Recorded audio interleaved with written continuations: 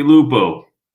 Hi everyone, this is Charles Hoskinson broadcasting live from warm, sunny Colorado. Always warm, always sunny, sometimes Colorado. And today's guest is Daniel Friedman, my good friend, whom I've known for about half a decade now. And he's one of the most remarkable men I've met. He speaks more languages than I think I'll ever even know. And he's been all around the world, and he has a hell of a life story. So, as many of you are aware, and for the new fellow travelers, the People of IOG series is all about the people that work with our company, employees and contractors. And the goal of this series is for us to get to know a little bit more about the people behind the scenes who deliver Cardano or bring great stuff into our ecosystem. And Dan's done a little bit of everything throughout his history with us and before. And so this is his show. Dan, thank you so much for joining us. It's really a pleasure to have you on. Thanks, Charles. Thanks for having me. And yeah, it's an honor to be one of the first ones interviewed in this show, and being interviewed by Charles of all people, which is great. But thank you very much. Well, it's an honor to have you on too. And so let's start from the very beginning. So if memory serves, you were born in Ukraine, or as they used to call it back in the day, the Ukraine, the Soviet Ukraine. So let's start there. Well, actually, that's one of the things that Google does it no favors.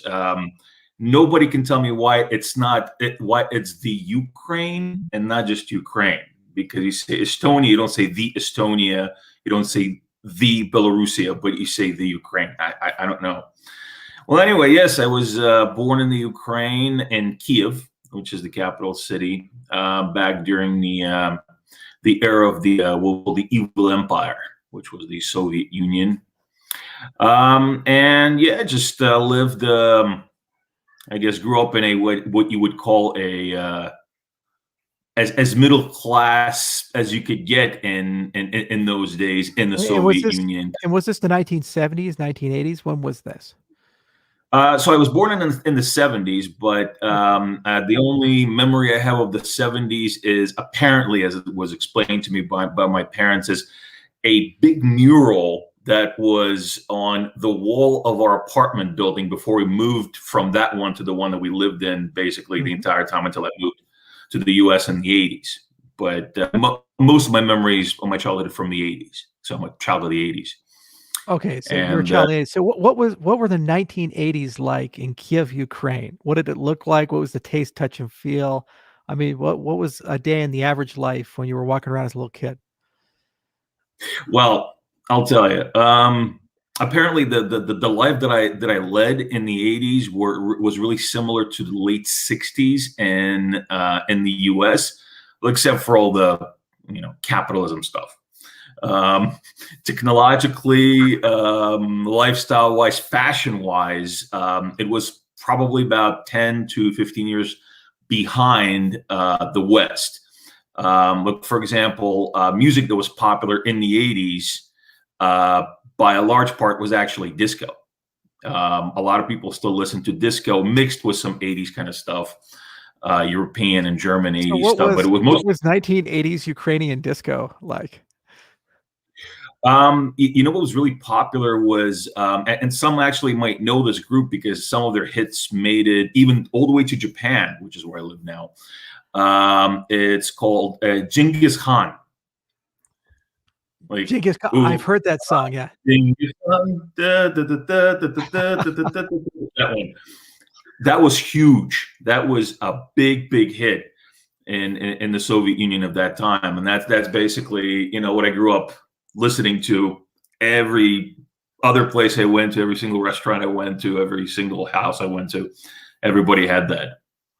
And was this on like the radio or television, or did you actually have like a phonograph or like a 8-track player? I mean, how did you actually consume media in 1980s Ukraine? Well, I'll tell you, everything was built on mostly built on contraband in the Soviet Union, because a lot of these things were actually, Genghis Khan was allowed by the censors, but a lot of these things were not.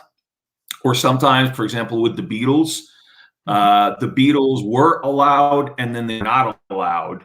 but then the music that was allowed before was then transferred to tapes. So then people would copy each other's tapes.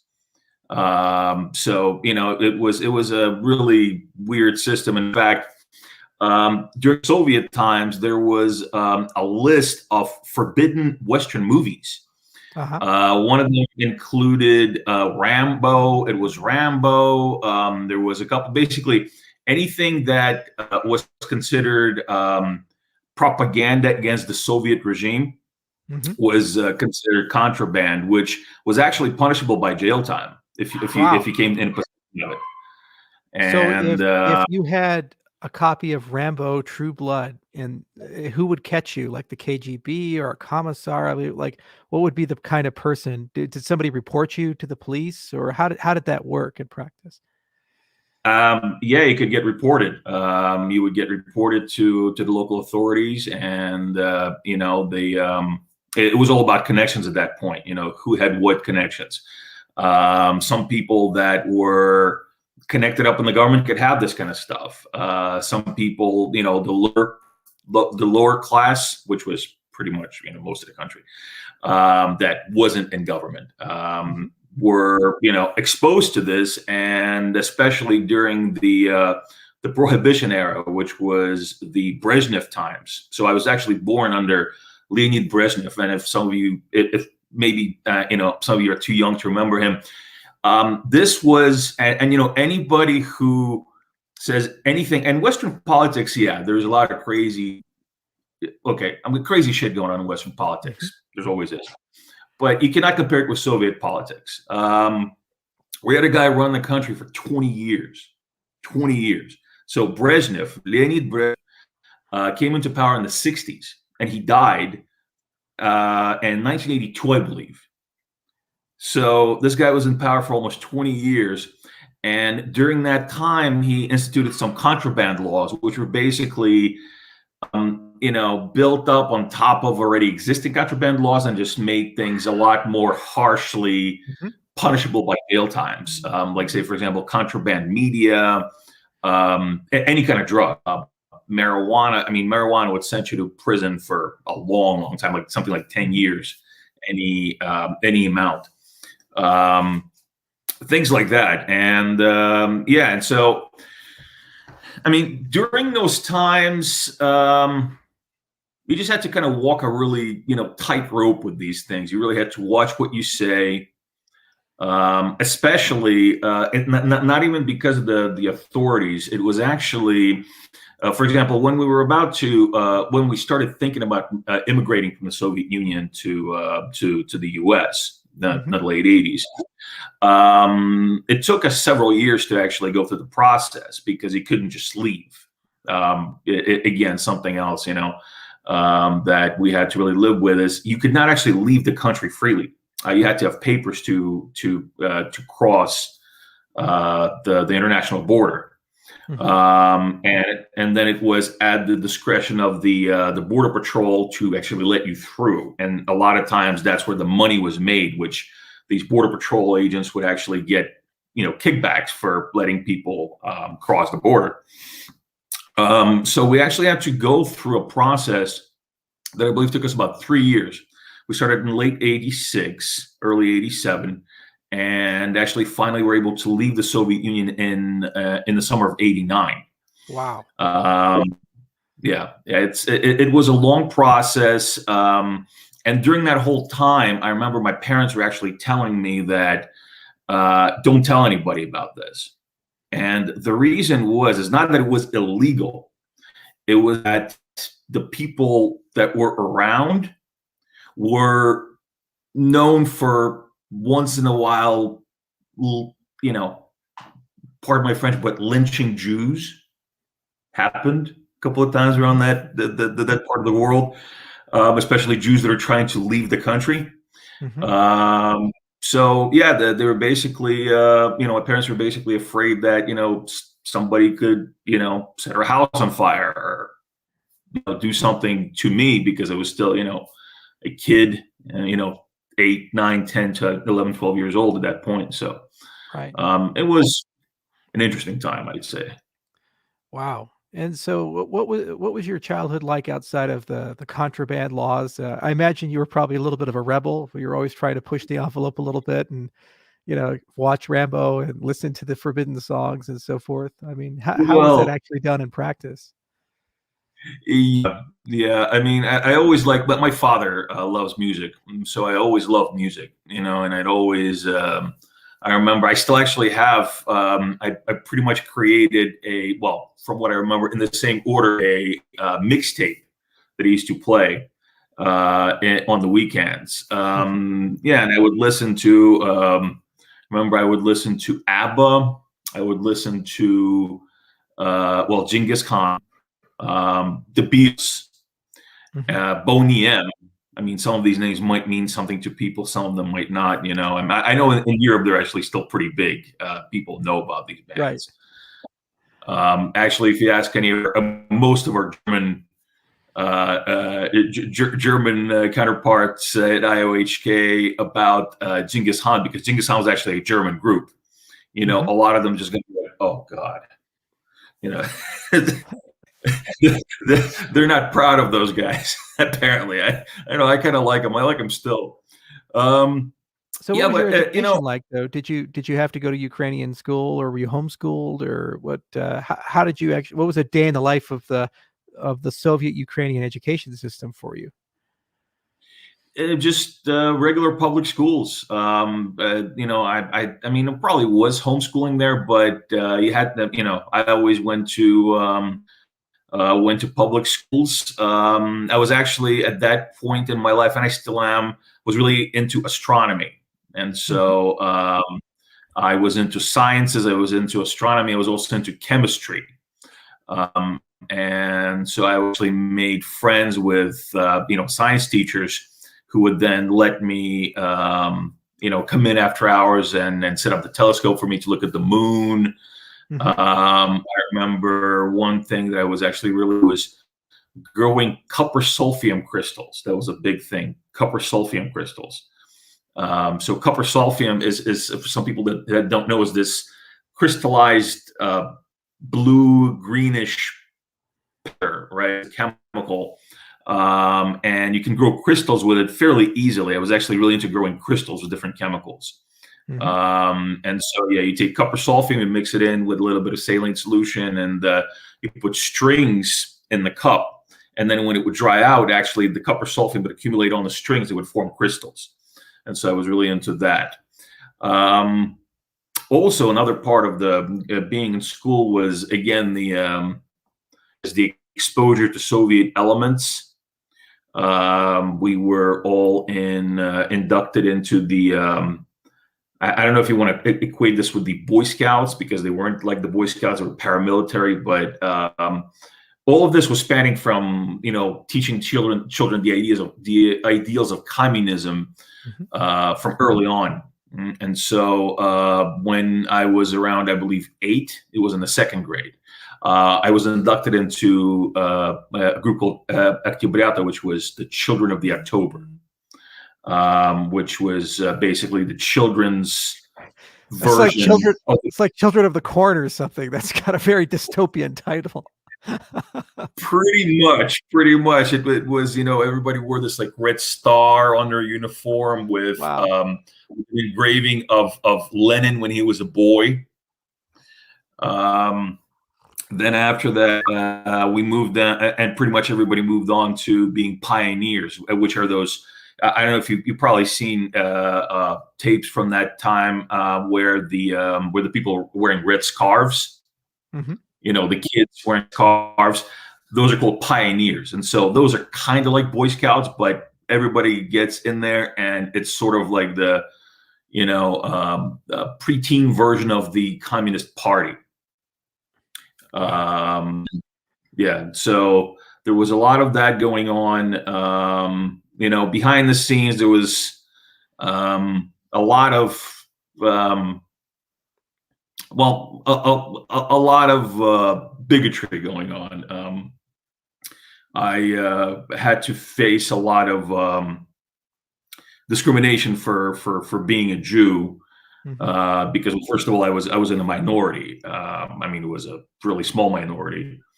at that point, especially Holocaust in the Ukraine. And I mean, not everybody was like that, but many people were. Many people were anti-Semitic, and they were really, Was it like a soft anti-Semitism where it was just like you couldn't go certain places or you weren't allowed to be friends, or was it overt where they would like beat you up at school and you felt that happened a lot? Oh yeah, yeah. Actually, the whole getting lynched thing happened probably from around second grade, when the kids started, kind of to understand that, like, what their parents were telling them about hating Jews. So it started around second grade. Mm-hmm. And I actually had to switch schools because of that. I would get lynched probably every day since from the second grade to the fifth grade until I switched schools to a more tolerant school. Twice a day, morning and evening. When you say lynch, what do you mean? What would they do? I mean, like, imagine the minimum of 8 and a maximum of about 15 boys coming after you and basically taking turns and kicking you and punching you and beating you with their backpacks and calling you different colorful anti-Semitic things. And yeah, it was an experience, I would say. And so it's something what was the status of Judaism in the Soviet Union and Ukraine? Were you allowed to go to synagogue, or how did that actually work in practice? Because it's an atheist state, right? It is an atheist state. There were synagogues. In fact, interestingly enough, we lived close to one of only 2 remaining synagogues in Kiev. Where I lived, there was the region was called Podol, which was actually the oldest part of Kiev. Parts of Podol were actually, I think, about 1,500 years old. That's where Kiev started. Mm-hmm. So they had synagogues, and this is actually also where I had my first interaction with a rabbi, which was later set me on my kind of path, of figuring out exactly what kind of a Jew I am. And you could practice. And then I actually remember one Sabbath I walked by, and there were actually a lot of people, a lot of Jews gathered for Sabbath. But again, this was also in a way dangerous because of rampant anti-Semitism in the Ukraine. And basically, some people just didn't want other people to know they were Jews. Because of that, because of of people, anti-Semites coming after them and trying to do whatever. There were actually, and it was kind of a bipolar type of thing. So on one hand, they were thinking that, Jews are these, outsiders trying to come in and take their things, take their country, and take their money. And this other side was this conspiracy theory that all communism was conjured up by this like evil Jewish, cabal. Cabal. They actually had a name for it. It was called Żyda Komuna, and Żyd is a derogatory way of saying Jew in Russian. It's actually the way you say Jew in Polish, but in Russian, it's like a derogatory way. It's the K word in Russian. And so what it is it's basically this conspiracy theory that, starting from Karl Marx, who actually was Jewish, and going through all the big Soviet, big Soviet guys like Trotsky and a few other ones. The whole coming of communism was actually the Jews' fault, because the Jews are the ones that brought communism to the Soviet Union. And it's a conspiracy. It's a grand conspiracy by the Jews to, So you guys were getting it for both sides. The Ukrainians who hated communism blamed you for that. Then the communists were like, "Oh, this whole religion's silly. We need to get rid of these guys. They're outsiders." That sucks. Exactly. Okay. And then the government was also not very, I'd say, favorable to Jews. regular term of service in the Soviet Army and the Soviet armed services was about, I think, maybe 3 years or 4, 3 or 4. It wasn't. It was at least 2, but no more than 4, I believe, for an average person. My father was an officer in the USSR Air Force, and he was, after he graduated officer's training, he was going to go and be an engineer because that's what he was. He was an engineer by trade. Mm-hmm. But actually, he was lucky enough, instead of doing his regular tour and then going to do his job and living his life, to be stationed in Afghanistan during the Afghan War in the 70s, which was on the border of Afghanistan. And as some might know, the war between the USSR and Afghanistan, or in Afghanistan, was not very pretty. And some say a lot more brutal than the Vietnam War. Mm-hmm. My father was actually on the front lines of that for 14 years. He was stationed in Turkmenistan in a city called Mari. Because they wouldn't let him out, and they would tell him different reasons, but it was because he was a Jew. So you take the Jew out officer, you put him in the shittiest assignment, Wow, and you just leave him there until he rots. It's like Eastern Front duty with the Nazis. Yeah, Exactly, wow, exactly. that's crazy. So he was never home then during the 1980s when you were a kid in Ukraine. Well, he actually no, he was actually right before I was born. What he had to do was he got injured, Mm-hmm. and I think he did something to his foot. I believe he injured his foot, and then when he was in the hospital, he actually pretended like he had dementia. So this injury actually, gave him some sort of a mental issue, and they had to discharge him because of that. So they had to, they had to let him leave because they thought that he had mental issues after this injury. So that is actually how he was able to finally leave the Air Force. Is Wow. discharged due to health issues, which my father doesn't have mental issues. Thank God, but yeah, that was the reason why they discharged him was mental health. Yeah. In the 80s, he was in the 80s he was around, but he did go to an island to write his dissertation. Actually, so back in the mid 80s, so he wasn't around then. He wasn't around for one summer to write his dissertation on artificial intelligence. Actually. Okay, so your dad was an officer. He was in the Air Force, and then he started studying computer science, and he became an AI guy. Yes, he was actually a cyberneticist by trade. He was an engineer and a cyberneticist by trade. He was an IT in the Soviet Union. He was actually he managed an IT center in of the Soviet athletic products, whatever you want to call it, athletic wear and athletic products sector of the Soviet manufacturing Right. Machine, because everything was state owned, so there weren't companies. So it was like the Soviet Nike, the state Nike.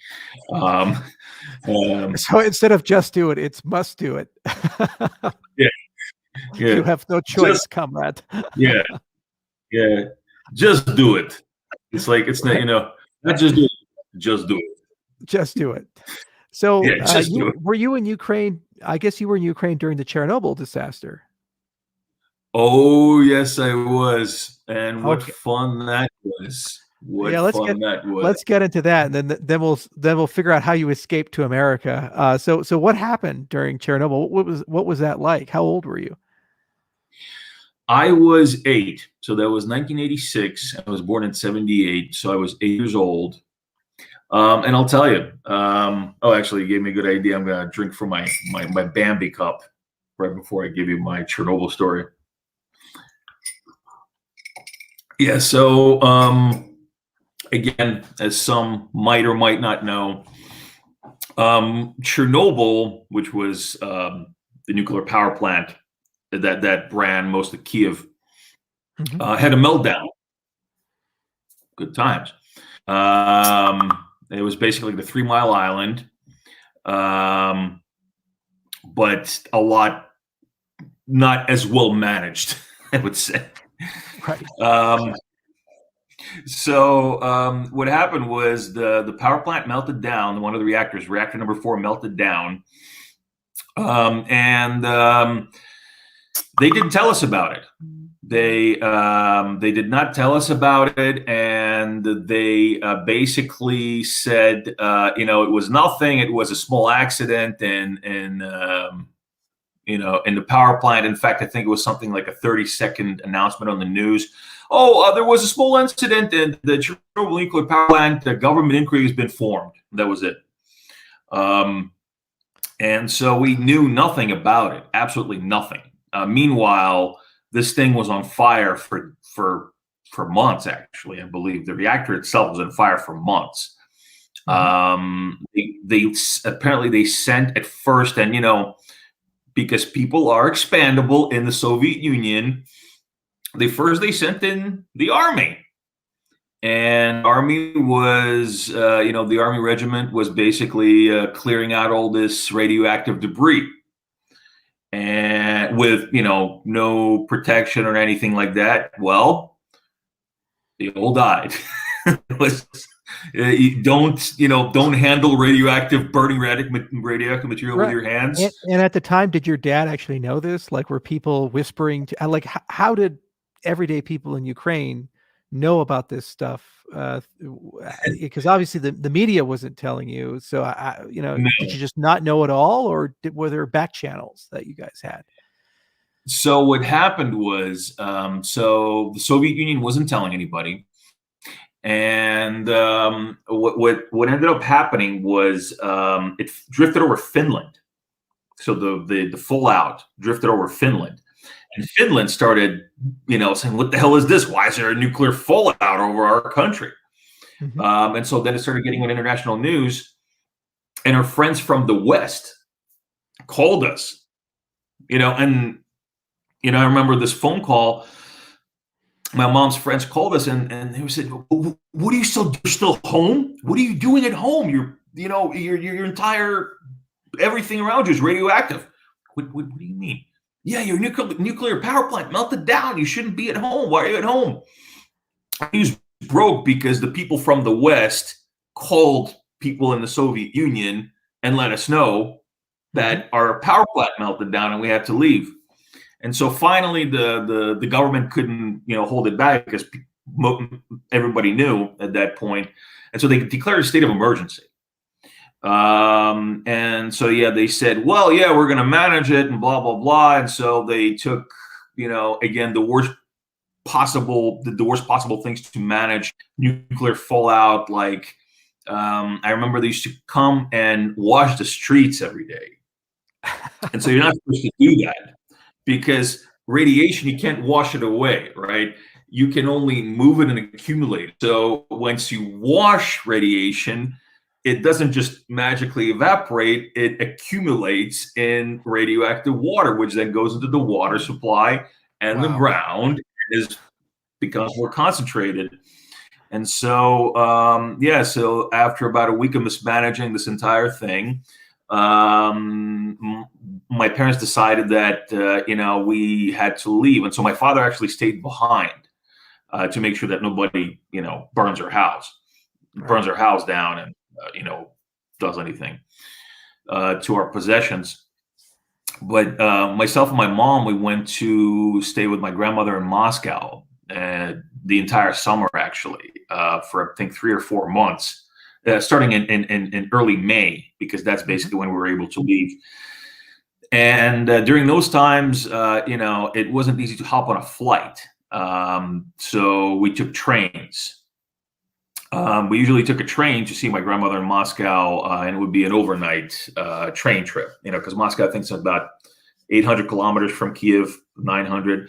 And so we get on the train at night and we get to Moscow in the morning. if we took a direct train. Well, kindly, the government was so kind, they actually stopped direct trains to Moscow just to make things a little bit more fun for the people. All the direct trains from Kiev to Moscow were canceled. Mhm. And so what we had to do was we had to hop local trains to get to Moscow. And so, this was about a day and a half of, hanging off of trains and, driving people to get on and waiting in lines and carrying suitcases around platforms. And you're like 9 years old at the time, right? And this is with your mother only. Do you have any brothers or sisters? No, I'm an only child. So, yeah, it was just Okay. me and my mom. And yeah, we were just running around like crazy trying to get to grandma's house in Moscow. That was Wow. trouble. And was your grandfather still alive at this time, or is it just your grandmother? No, actually, my grandmother in Moscow, that's my dad's mom. No, my grandfather, my paternal grandfather, he passed away when my dad was, I believe, 14 years old. And was Back he in because I remember years ago you told me that I can't remember if it's maternal or paternal, that one of your grandfathers was a famous puppeteer. yeah, that's my mom's dad. Okay. That's my mom's dad, Arkady Aaron, which is actually now the name of my newborn son. Ah, okay. Yeah, so I named him we named him. I mean, my wife had a little bit to say about that as well. We named him Aaron, which is Well, we'll get to the kids in a second. So yeah. you got to Moscow, and that was your mother's mother, so your maternal grandmother that you were staying with, or your father's. It was my dad's mom. So that's my It was your dad's dad's mom. mom. Okay. My dad's mom lived in Moscow. Okay. And so that's what I stayed with, because my mom's parents lived in Kiev, which, was radioactive. It still is in some places. Right. So and I've actually been to Ukraine several times, and it's a wonderful place, but there are some interesting places, parts of that country. What really astounded me was how different the West is from the East. I was in like Lviv, and this was totally different than Odessa. So it was incredible to see such radically different cultures in the same country. Okay, so in the late 80s, your dad, he's well educated. He's had to already pull the "I'm crazy" card to make sure that he doesn't die in Afghanistan and get back. There's been a major nuclear incident.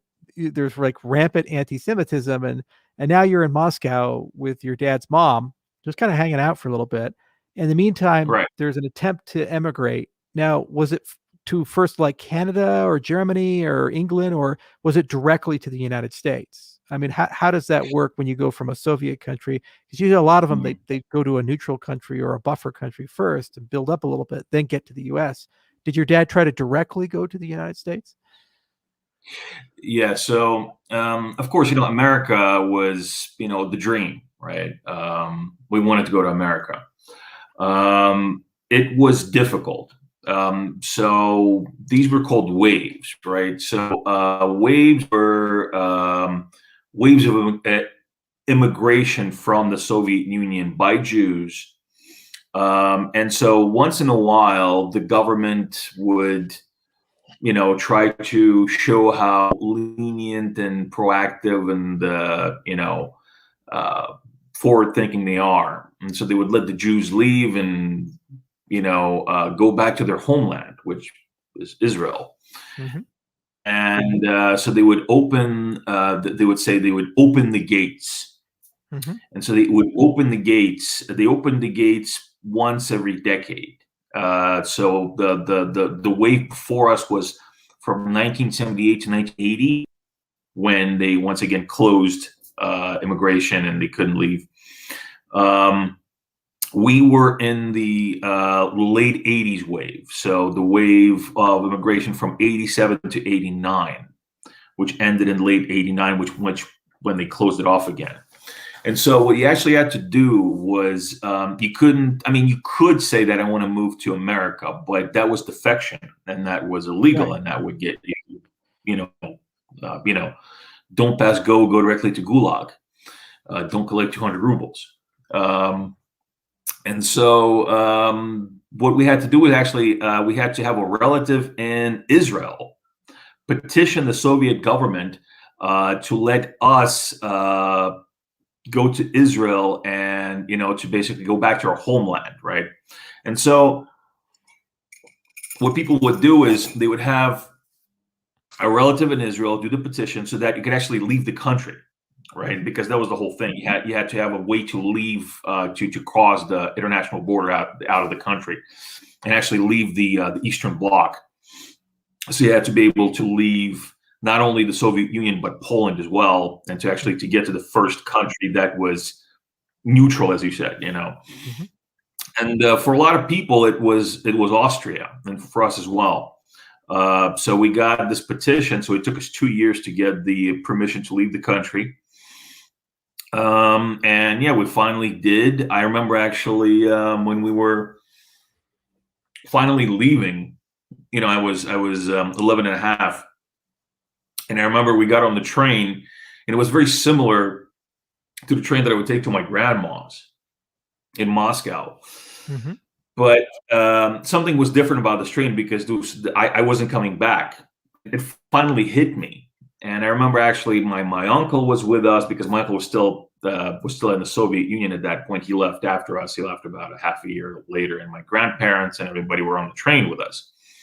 And I remember actually crying my eyes out because it finally hit me that I'm leaving. I'm not coming back. I'm never going to see anybody there again. Because as a kid, that's all you know this life, right. As bad as it is or as good, whatever it is, that's your life, for as long as you've been alive. And it finally hit me that I'm leaving it, and so I was crying my eyes out. I couldn't stop crying, even though, it was, in retrospect, it was one of the best things that ever happened to me. Right. And did you speak English at all, or did you just speak Ukrainian Russian? Mostly Russian, Ukrainian as well, because Ukrainian obviously was the language of the people, the local language, but mainly Russian because Russian was the Soviet language, the language of the Soviet Union. So everybody had to speak Russian. Everybody grew up speaking Russian. So, but what about your father? Did he speak English at all? He took some lessons, but mostly no. None of us spoke English. We wanted to speak English. Some of us studied it. Actually, you studied it in school, but again, just like with a lot of foreign language studies in public schools and actually around the world, it's kind of useless unless you actually immerse yourself in it. So you guys are going all in then. You've left Ukraine. You're in Austria. I guess you have this Israeli petition, but you don't actually speak English fluent enough to survive in an economy. And yet there's this dream of going to America. That's pretty hardcore. So what happened next? Yeah. So mostly no English. I spoke no English. I literally spoke maybe 5 words of English. So we came to Austria. So there was an organization that helped Jews to America. It was called HIAS. It was, I think it's an acronym, and I believe the acronym stood for Hebrew International American Services. So HIAS. I have to actually look it up. We just called it HIAS. But it's an acronym, and so it's a Jewish organization in America that would sponsor Jews who wanted to come to America, and it would pay our expenses, which later we had to pay back, of course, back to the organization.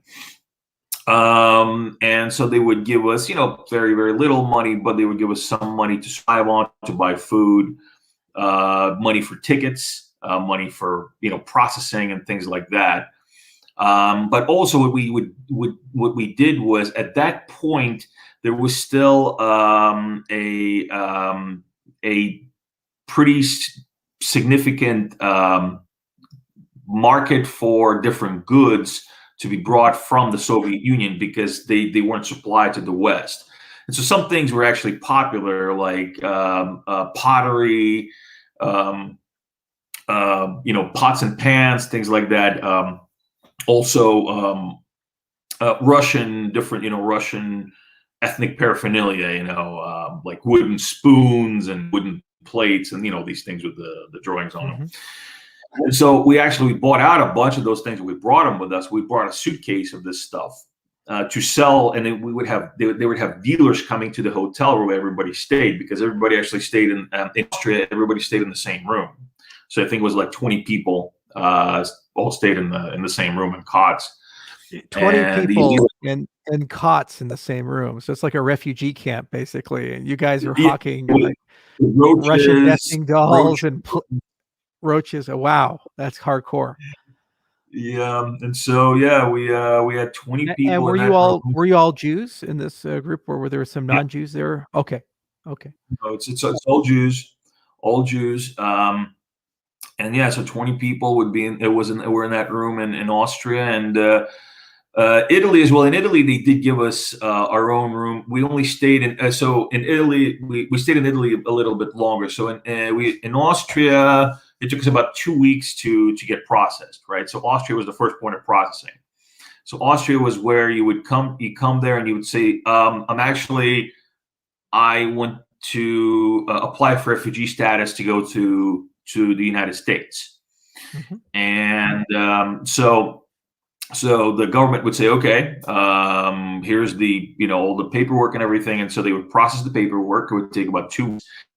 And they would send us everybody would go to Italy and stayed in Italy, because Italy apparently was the closest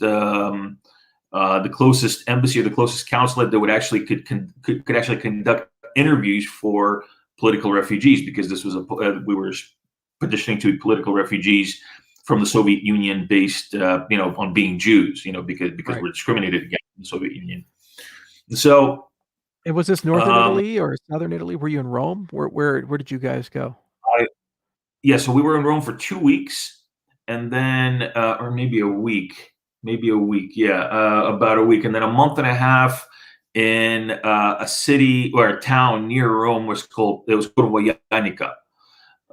Which was a small town. It was it was on by the seaside of Adriatic Sea, I believe. Mm-hmm. And so we rented a room there and with other people. So it was one room, 4 people to the room. It was a small bedroom in this guy's house. And of course, you go to Italy and you rent a room from a guy, and his name is Mario. Natural. Ciao Mario, come sta? Bene, abbastanza bene. Così. I remember actually Mario. He was a guy. Of course, he had a mustache and everything. I mean, just very, as Mario as you can get. I remember when we were trying to we wanted to use the phone, but actually we spoke no English, or we spoke no Italian. And so we wanted to use the phone to call the United States and our friends in the U.S. And I think my dad asked him if we could use it, but he wasn't home. And then his wife told him, like we communicated with gestures. And I remember Mario, he was on the second floor, and we asked him, phone, telephone, and then he says, he said, "Oh, come." He did this with his hand, come. But we thought he wanted us to go away. But in Italian, that's the same as this, but he did come. Like, oh, okay, sorry. So like, no, come. Yeah, so it was actually a really, really nice guy.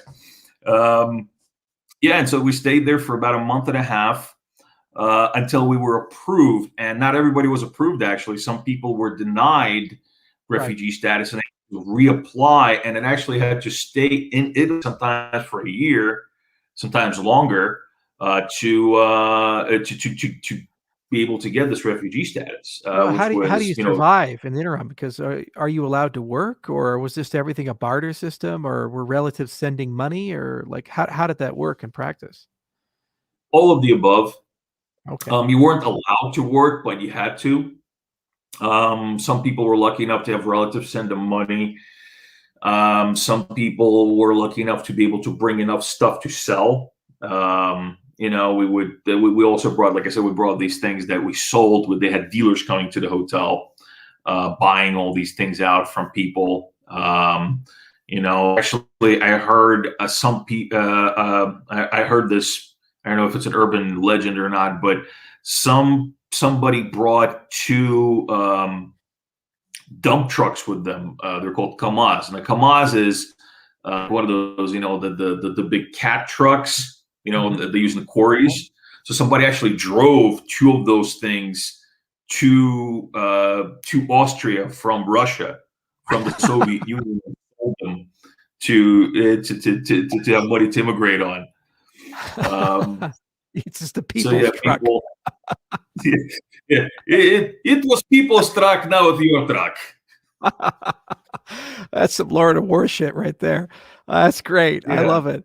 Okay, so you spent how long in Italy? Like a month, 2 months, and your dad at this point was talking to the U.S. Embassy and applying for status, or like what were those interviews like?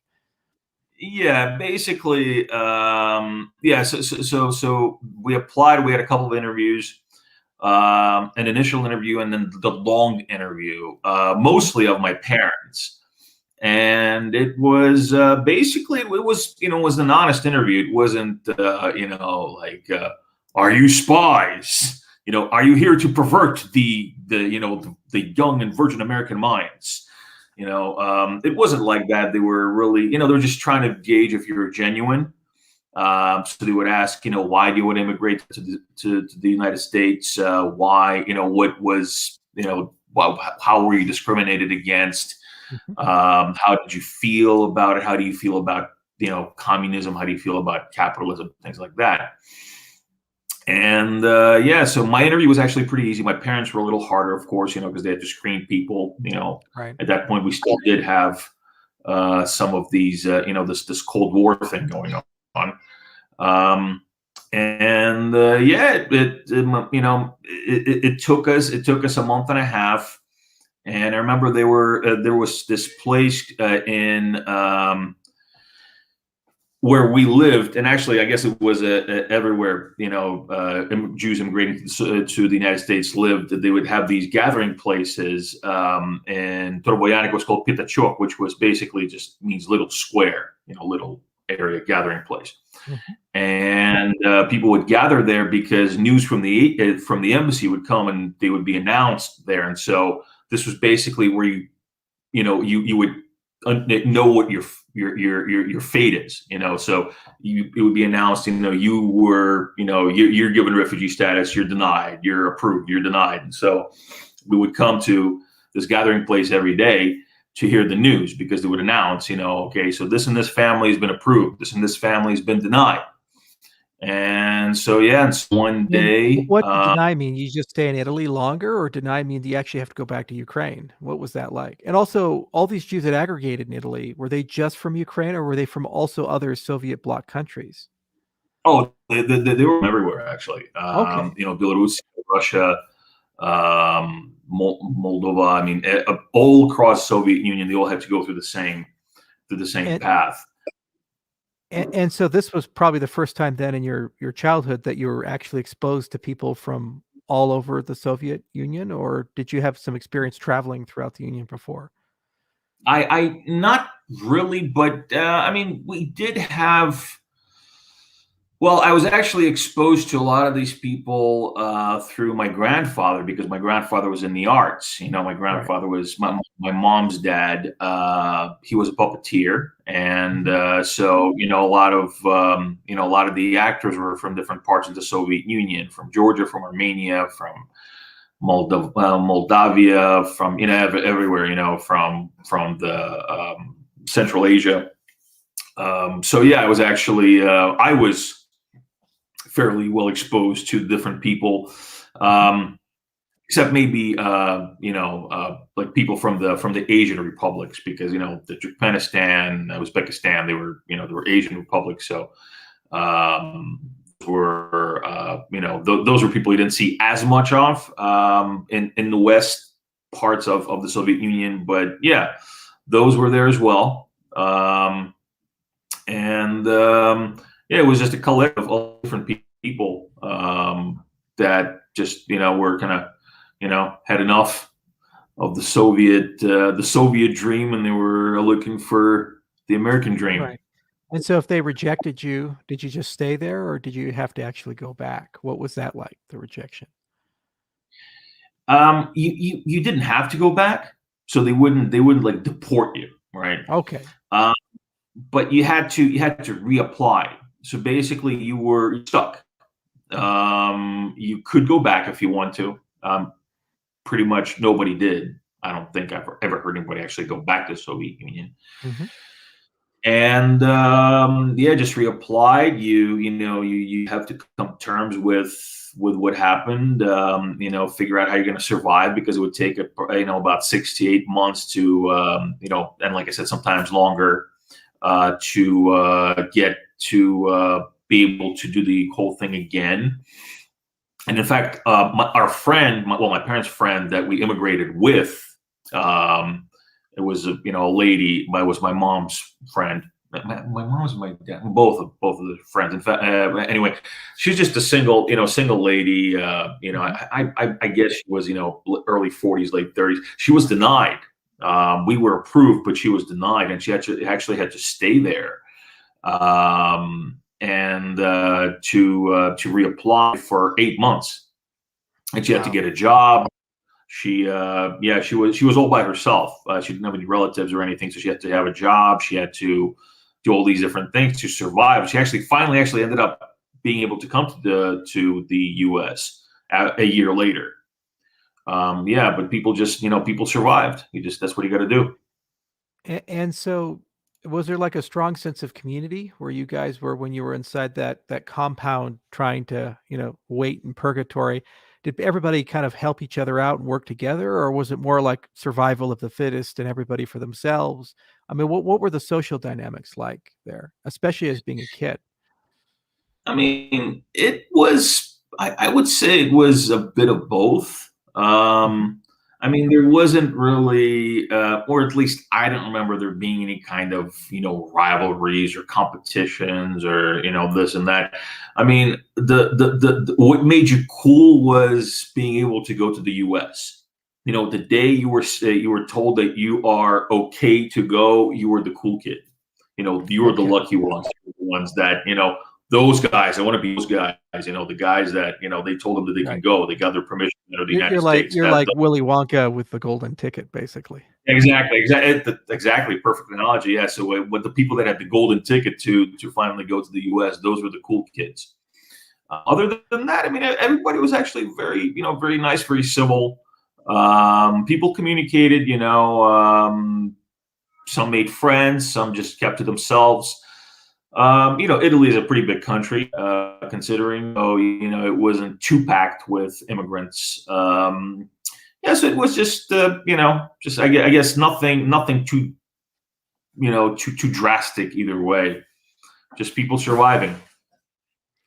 Okay. So, you go from Ukraine, get your papers, go to Austria, then you go to Italy. You go through these long interviews. You spend a few months there, and it's not clear if you're going to get there or get not there. A lot of uncertainty. And then finally, the day comes. You're going to the United States. Now, at that point, did your English improve at all, or was it still like, I just speak Russian, Ukrainian, now a little bit of Italian, probably, from being a kid in Um, Italy? and yeah, Italian. It was just come come. That was Okay. about it. I just had to Come, come. come All right, come prego. come. So where in the United States did you guys first arrive? Did you have the traditional immigrant story and you landed in New York, or what was the port of entry? Well, actually, we did land in New York. Everybody, Oh, I think, landed. hallelujah. New York. All Yeah. right. And when was this? What was, do you remember the year? Yes, it was August 14th, 1989. I Wow. remember the date and everything really vividly. August 14th, 1989 is when we got to the U.S. Landed in New York at night, and yeah, we didn't get to see the Statue of Liberty or anything. It was just like a really, we wanted to see it, but and I remember somebody pointing at it in the window. I remember seeing this really faint green lit up thing in the distance, but it was maybe it was just my imagination because I was still a kid, you know. Right.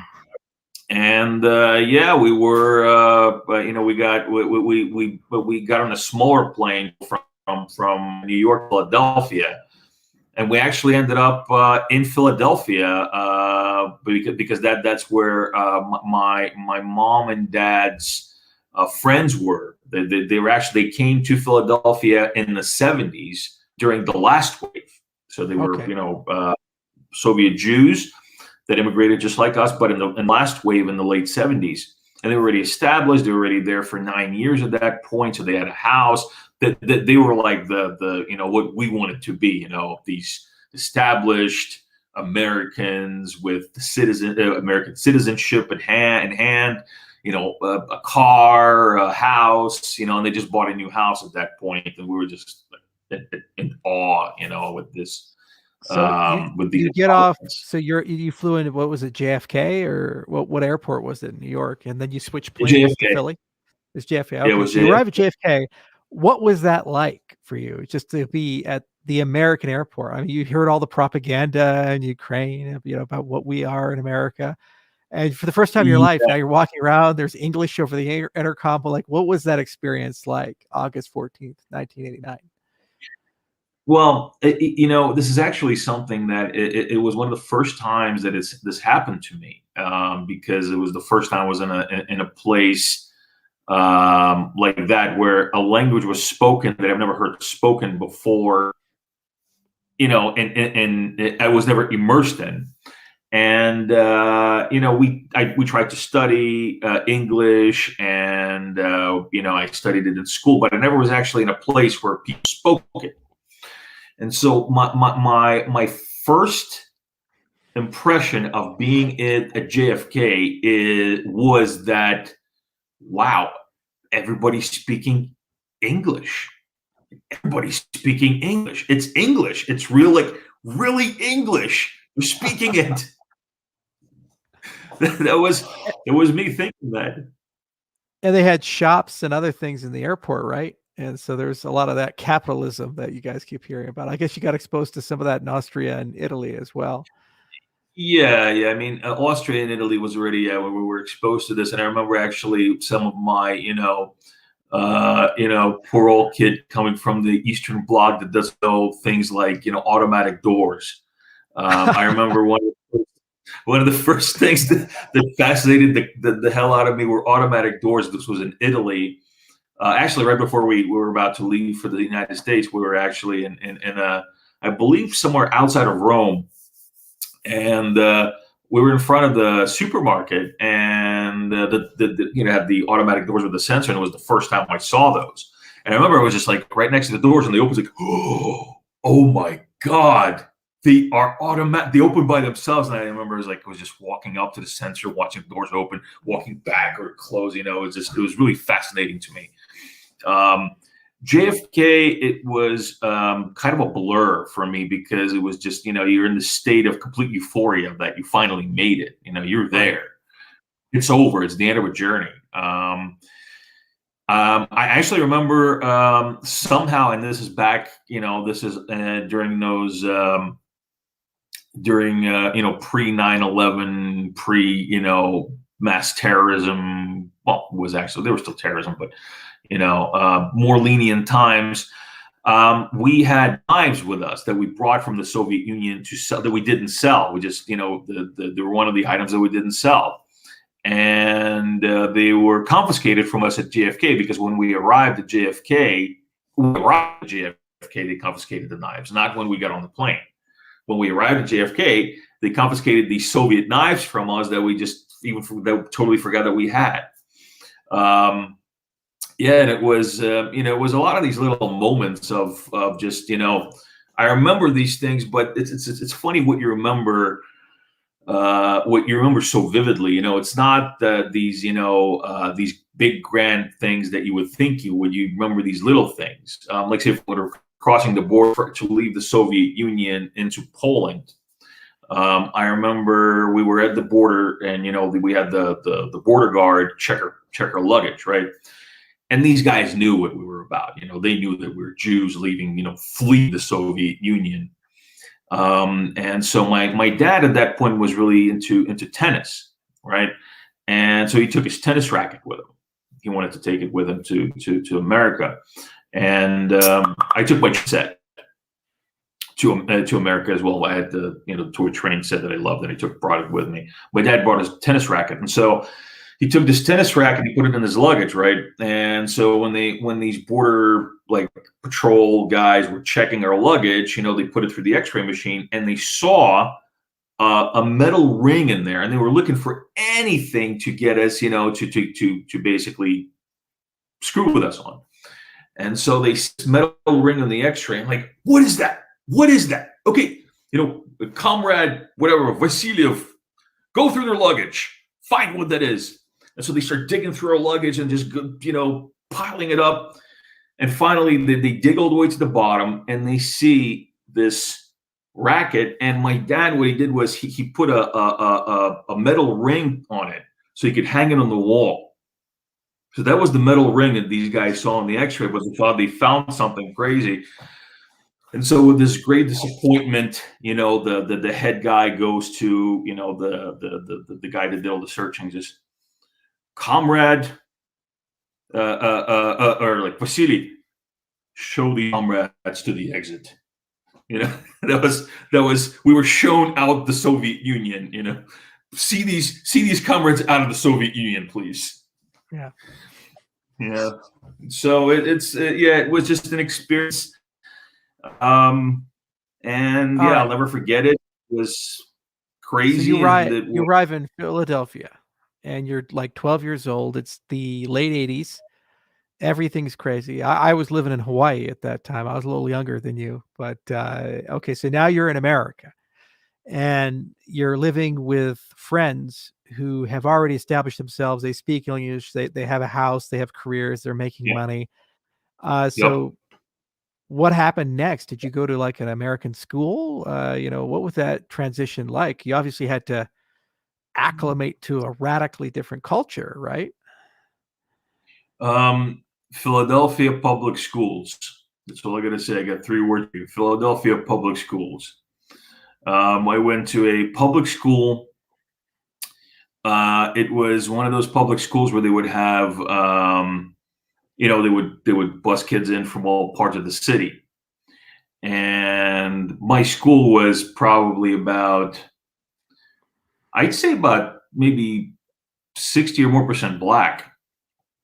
Wow. And this was, the first time I was, there were very few, black people in the Soviet Union because, there just aren't.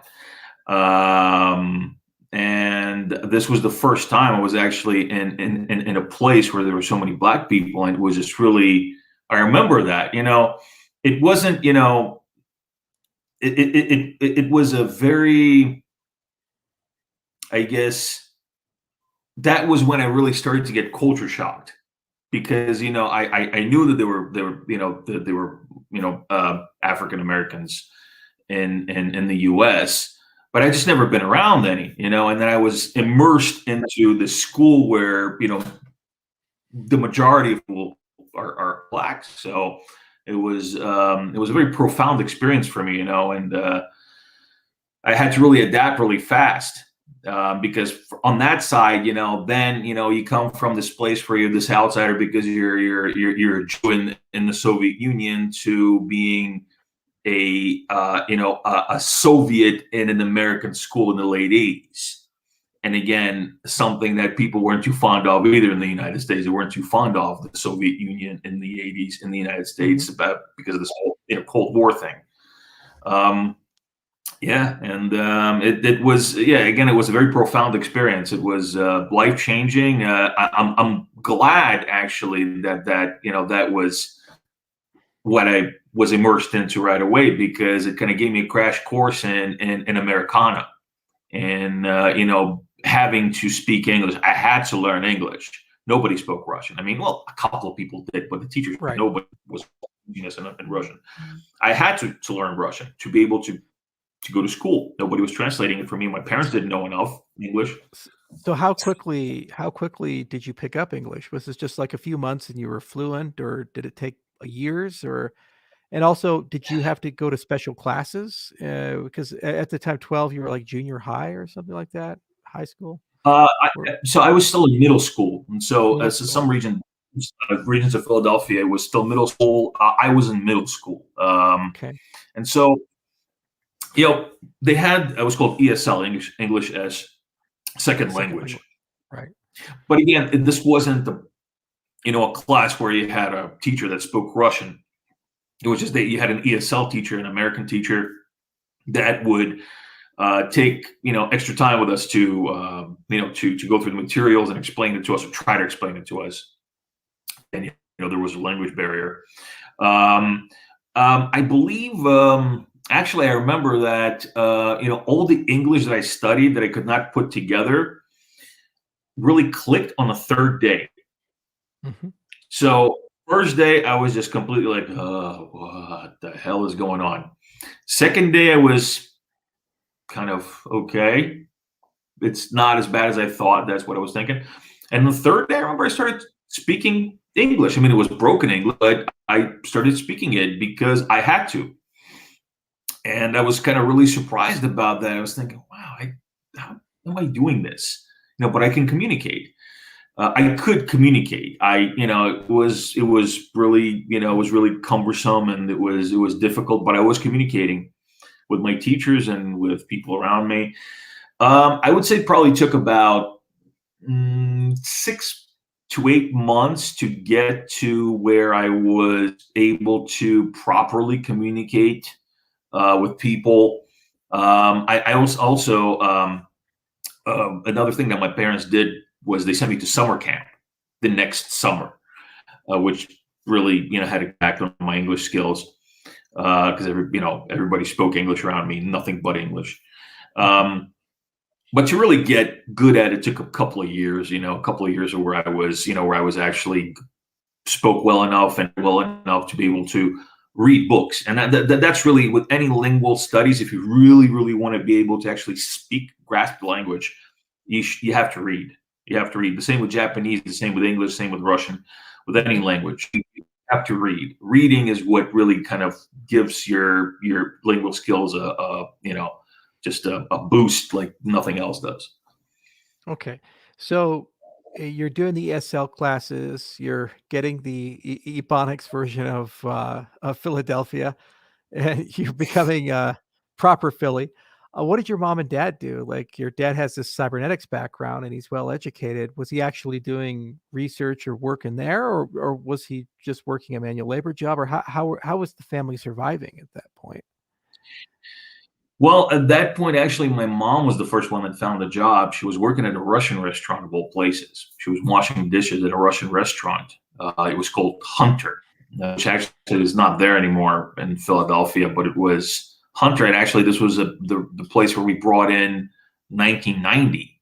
So my mom worked at this restaurant, washed dishes. She also plays the piano. She's actually a concert pianist and theatrical historian by trade. And so she was able to play the piano and entertain, and so that she got a job there, minimum wage, something like at that point I think it was something like $2 an hour, $1.95 an hour. And then after that, my dad found a job at a school, at an IT school, teaching.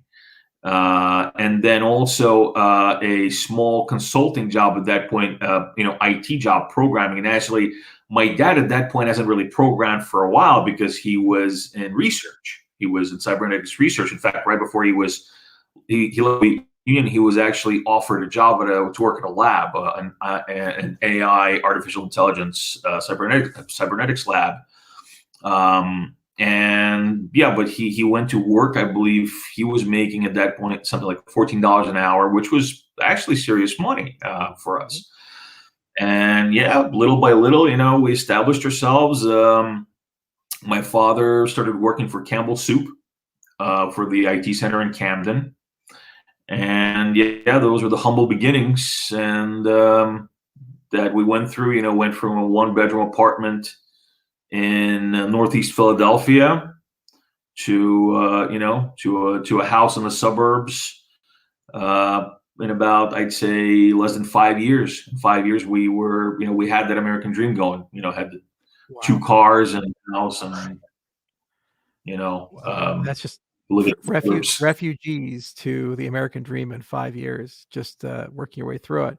Okay, so you start going through school, you're picking up the lingo, you can speak English, you get to high school, you go beyond. So then Friedman, the career, what did you want to do? You mentioned while you were in Ukraine, you liked astronomy and chemistry, and obviously your dad is doing computer science. Did you want to follow your father's footsteps, or do you want to grow out your hair and become a rocker? I mean, what was the next stage, the post high school stage for you? All of the above, and in fact, some of these things, I still have the hair. So some of it, at least you can see it a little. Yeah, me too. Yeah, there's remnants of my of all of these different phases. Yeah, I did go through the wanting to be a musician phase. My late teens, early 20s. That was when I got into that. But actually, I know it sounds like a kid type of thing, but at first, actually, I wanted to be an astronaut. I wanted to go to space. And there was like, if you ask 8, 9, 10-year-old Dan what he wants to be, he would tell you that he wants to be an astronaut. And I went for a long, long time. That's why I studied astronomy and the astrophysics and all these different things. And actually, for a little while, I went to the college with the intention of studying aerospace engineering. Was because it was really, I really wanted to get into that. I really wanted to get into aerospace. I really wanted to work in the aerospace field. Was thinking about becoming an astrophysicist, something to do with space. But I ended up actually following my father's footsteps and getting into IT. I'm glad, because it's something that kind of gels well with myself and who I am and who I was, how I was brought up and things that interest me. And but originally I really wanted to be in sciences. I really wanted to be a scientist. Something, like I said, then I actually examined myself. It's not that really I wanted to be a scientist as much as I wanted to be an explorer. I wanted to explore. That's why I wanted to be an astronaut, because this was, the final frontier, as our good friends at Star Trek say. I was going to say, were you a Star Trek fan growing up? Actually, quick funny blurb about that. I was in the Soviet Union later in the late 80s. They started to allow some private enterprise. They were called cooperatives. And so one of the things that the cooperatives did was they would rent out rooms in schools and, different public halls, just small rooms, for 20, 30 people. And they would show American movies that were at that point allowed in the Soviet Union. And so late 80s, 88, 89, they would have these video salons spring up. And what a video salon was is basically a room with 20 chairs, metal chairs, a TV, and a VCR. And they would play and they would play American movies and do something like a ruble to get in to watch this movie. Yeah. And I remember one of those cooperatives rented a room from our school where I went to school, and they showed Star Wars. Wow. And they showed it backwards. So first they showed The Empire Strikes Back, and then they showed Star Wars. So it was, out of sync. And I never actually saw Return of the Jedi until I came to I didn't even know it existed until I came to the US like a year later. I found that there was like another Star Wars. There was another Star Wars movie? Really? Wow. And so I loved Star Wars, and I still do. And when it came to the US, I asked my parents' friends, the ones that we stayed with, the ones that had, the American dream. I wanted to watch but I knew how to say it in Russian. I didn't know how to say it in English, in Russian. How do you say Star Wars in Russian?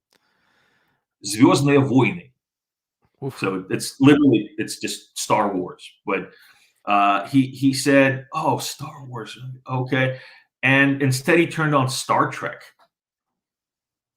And so he says, "Oh yeah, you mean this?" And he turned on Star Trek: The Next Generation. It was season 2. Okay.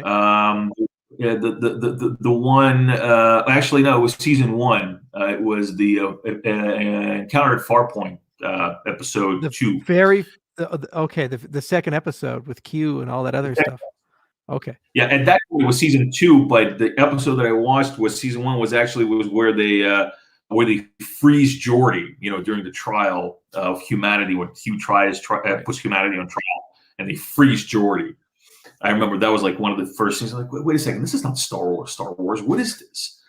And yeah, but then I think you'll love Star Trek. I'm a big Star Trek fan. Actually, I mean, you can't see it now, but over there I have the entire cast of Next Generation signed my photograph of Right. TNG's cast. And So, Patrick Stewart. you watched Star Wars, you watched Star Trek, and it kind of inspired you. You really started loving space. You wanted to be an astronaut, but you followed in your dad's footsteps. And I guess this would be in the mid 90s to the late 90s that you're coming of age. So you were coming of age right when the .com boom started, if I'm getting the calculation right. Exactly. Actually, I came to one of my first jobs in professional jobs was in the beginning of the .com boom in the late 80s and late 90s. I mean, in 97 and 98 was when I started to get my first job, building websites. One of the things that was really big at that point were online malls. So internet malls. Malls. Yeah, internet malls. And so what it would just be a website, and all these local shops, they would have their own pages on this website, right? And so it would be called an internet mall. And so what I would do is I was kind of an entrepreneur at that point as well. And so I was still in college, but I wanted to make the big bucks. So what I would do is I would go to, the Chamber of Commerce meetings, the local Chamber of Commerce meetings, and it would offer my services of setting up an internet for the Chamber of Commerce. And then all the members, they would basically pay me, a fee of a couple $100 a piece to set up their web pages on this internet mall. Yeah, so that was the one of the first times I was exposed to this whole .com thing. We were still on. This was actually right before Mozilla came out, Mozilla Mosaic. The first browser I was using was Gopher, and we were still on Gopher and on CompuServe. Wow, if you remember that. CompuServe. That's old school, man. That's straight up dial-up Radio Shack is Prodigy. For all of you who are used to this, and this is your internet. When I was growing up, we had to dial up. I love this concept of an internet mall. It's just one of those, like, how do we take the physical mall and put it into this web experience and make it cool and navigatable? So you go to the Chamber of Commerce, you talk to these people and say, "Hey guys, I'll build an internet mall for you." But were there any e-commerce tools? Like, how did you actually buy something without JavaScript and web certificates and crypto? Was it just like a card? You would call them for the mall and do the order over the phone, or how did that work? And it was, it was at that point, it was just an advertisement, right? okay. You could potentially do some things with it. Like, for example, I remember I put a real estate company on the internet mall back in '97. And at that point, I forgot what the system is called, but I'm sure they still use it. It's a system where all these listings sit. They live in this giant database, and it was around back then as well. And so I actually integrated the database with their website, and so you could actually search for a house on their website, on their page on the internet mall, and send them a request. So you could actually do simple things like, ask, make requests via email, or, get special coupons, things like that. Right. And that's what it was basically. You go to this mall, they give you special coupons, they do announcements. So it was, for them, it was free advertising. It was basically what it was. It was just free advertising at that point, because you just pay somebody $200, they set up the site for you. Updates are really simple to do, and they would just update coupons. And I showed them how to do coupon updates. So basically, I would put an image on the website, and they would just re-upload a new image and just call it the same. So they wouldn't have to update the website. It was very simple. Did you have dreams of being like an entrepreneur and actually doing a .com startup and making the big bucks? I mean, what did you just want to do websites, or what was the entrepreneurial side of this whole endeavor? And because, it's a lot of people are so young these days that they completely forget what the .com boom was like, and so kind of put us into that feeling, almost 30 years ago. What was .com boom like? Well, I'll tell you, in some ways it is a lot like the blockchain boom, and in some ways it's not. And so you got to think about that. At that point, not many people online. I mean, just not. People are talking about mass adoption with blockchain, and and then some people saying, "Oh, well, it's not mainstream yet." And back then, the internet was not mainstream. The internet was just this thing. I remember doing one of the first big jobs I had was back in '99. I did a report for McGraw-Hill, who hired me to analyze their websites and their web traffic and explain to them why their websites did not get any traffic, and they had 12 different websites. And to look at their meta tags and things like that to give them an idea of how to get traffic to them. And so really it was about it was one of the first times, the hacker kid was the one that all these old guys wanted.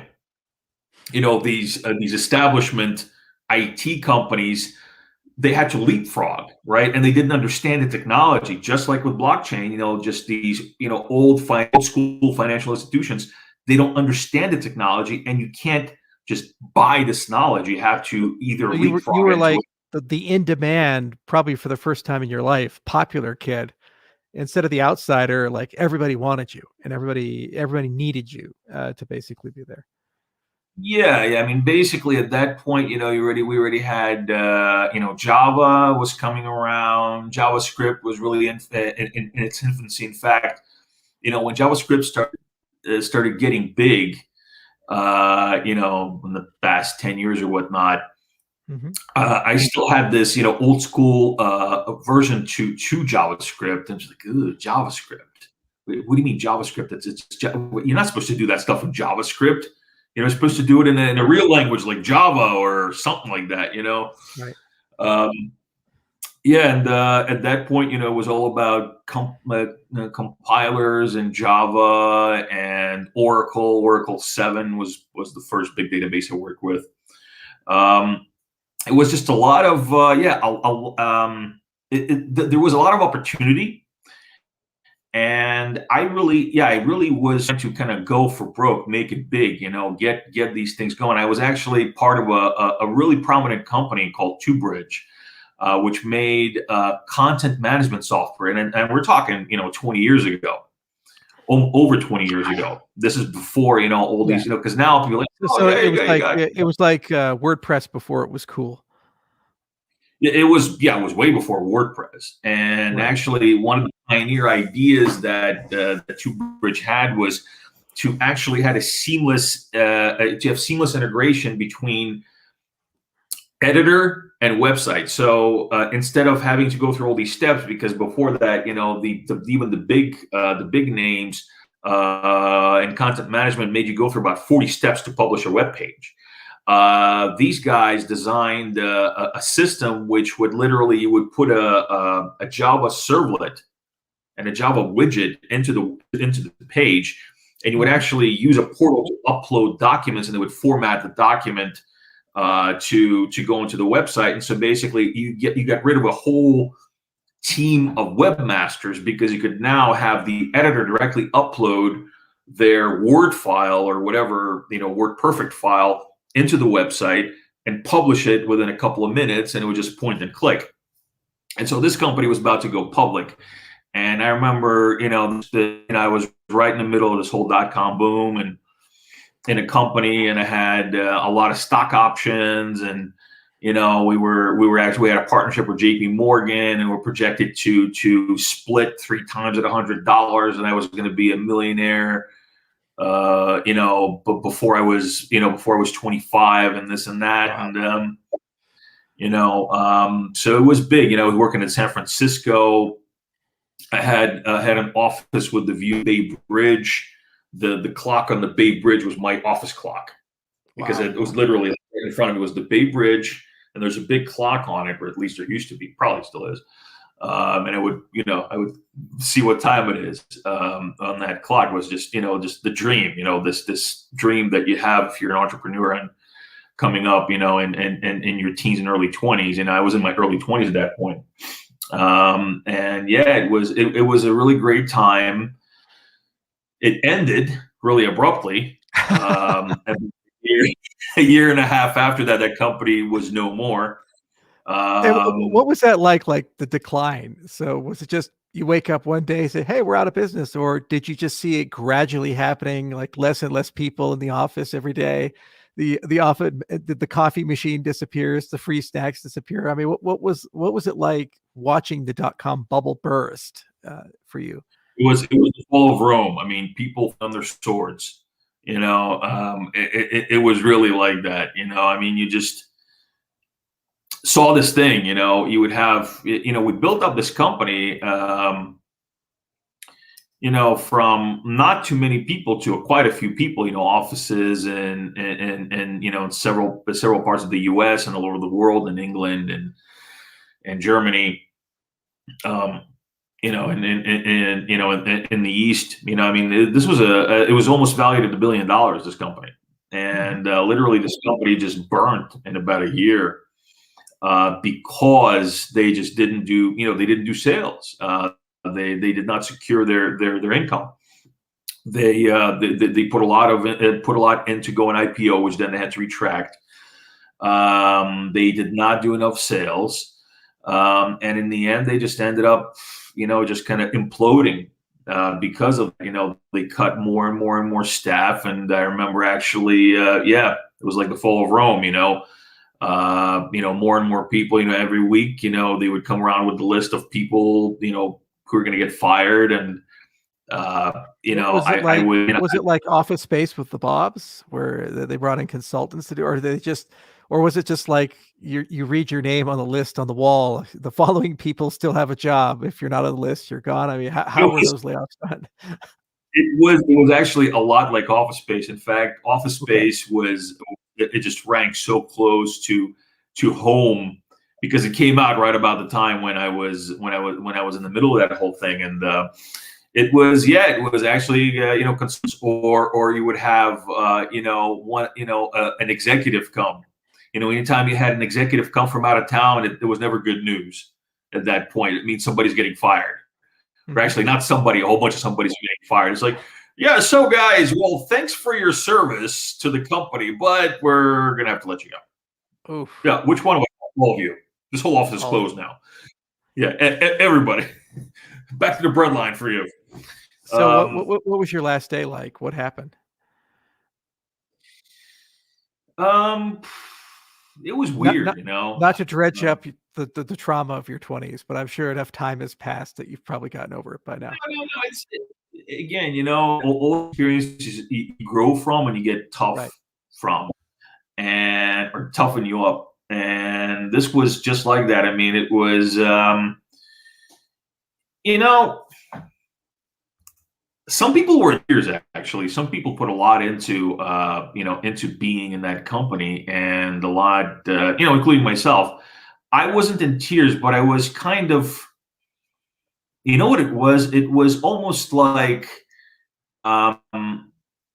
you put your heart into something, right? And you really believe a vision. You really believe it, you really, you're not just there for a paycheck. You're really there because you believe in the company, you believe in the vision, you believe that the guy that's leading the company knows what he's doing, and and all these, everything that they say is true, not everything, but all these great things you're going to do as a company, and it's gone. Then it's just like, it's, and you gotta start to kind of, as you pack your office, as you pack your cubicle at that, because we're cubicles, you start to reflect on that. You're just thinking, you're like, wow, I'm gonna have to find something new to believe in, something new to strive for, because this was my thing. This was supposed to be the thing that took me to the next level, but instead I have to go back now. I have to go back to to almost to square one. And in fact, I think that what built up a lot of resilience in myself. Anytime now that I have a problem, or where I feel like I'm in a place where I'm just like, what the hell is going on? Why is this not working? I feel stuck. Instead of coming to, just being completely depressed and really feeling down, and just feeling sorry for myself, I tell it to myself, okay, screw this. This is not going to happen. Okay. I'm going to find a way. I have a destiny. My destiny is big. I'm going to make it big. I'm going to do great things. This is not going to stop me. What do I do to continue onto this path? And that experience actually also kind of gave me this, because I was at that point, just searching. I was in search. I had a faith, and a problem of faith. I lost my faith in what I was doing, and like I say, all these things to believe in were just not there anymore. So you had to find something new to strive on. And yeah, so that was that. That was basically the experience. Just packing things up and really reflecting on, okay, so what do I believe now? What is the vision now? Where do I see myself in 5 years? Because a month ago I was going to be, this great, in 5 years I was going to be this great, like young millionaire looking, still going, making some great, company. Now what do I do? And yeah, it just took some time for me to reflect onto what I was doing. Well, you went into filmmaking at some point in your life. Was this after the .com bust? Because you were in California at that point, right? Well, yeah. So I kind of hopped around at that point to different IT jobs. 6 months, 6 months to each job. Right. And I was making okay money. I was making some pretty good money. But again, at that point, I still had a crisis of faith. I just did not see. At that point, it started to feel like it just was a job. What was I going to be? That guy, and it's not that bad of a place to be, that guy that makes, 75 to 80 a year and goes to retire in Florida. It's not bad. It's a good lifestyle, for those who are content with that. I just wasn't, something inside of me was just saying to myself, look, it's comfortable, but I want my life to be bigger, And so, yeah, at that point, I was doing some business in California. I came to California, and actually, I came out for a Star Trek convention in Pasadena. It was the Next Generation Star Trek convention in Pasadena, and it was, I think, it was something like the 15-year anniversary of TNG, back in 2003, I believe, or something like that. 2002, and yeah, just things clicked, and I decided to stay in California. I made some friends who were in the business, and so I decided. I said, "Hey, this is the change that I need. I feel something here."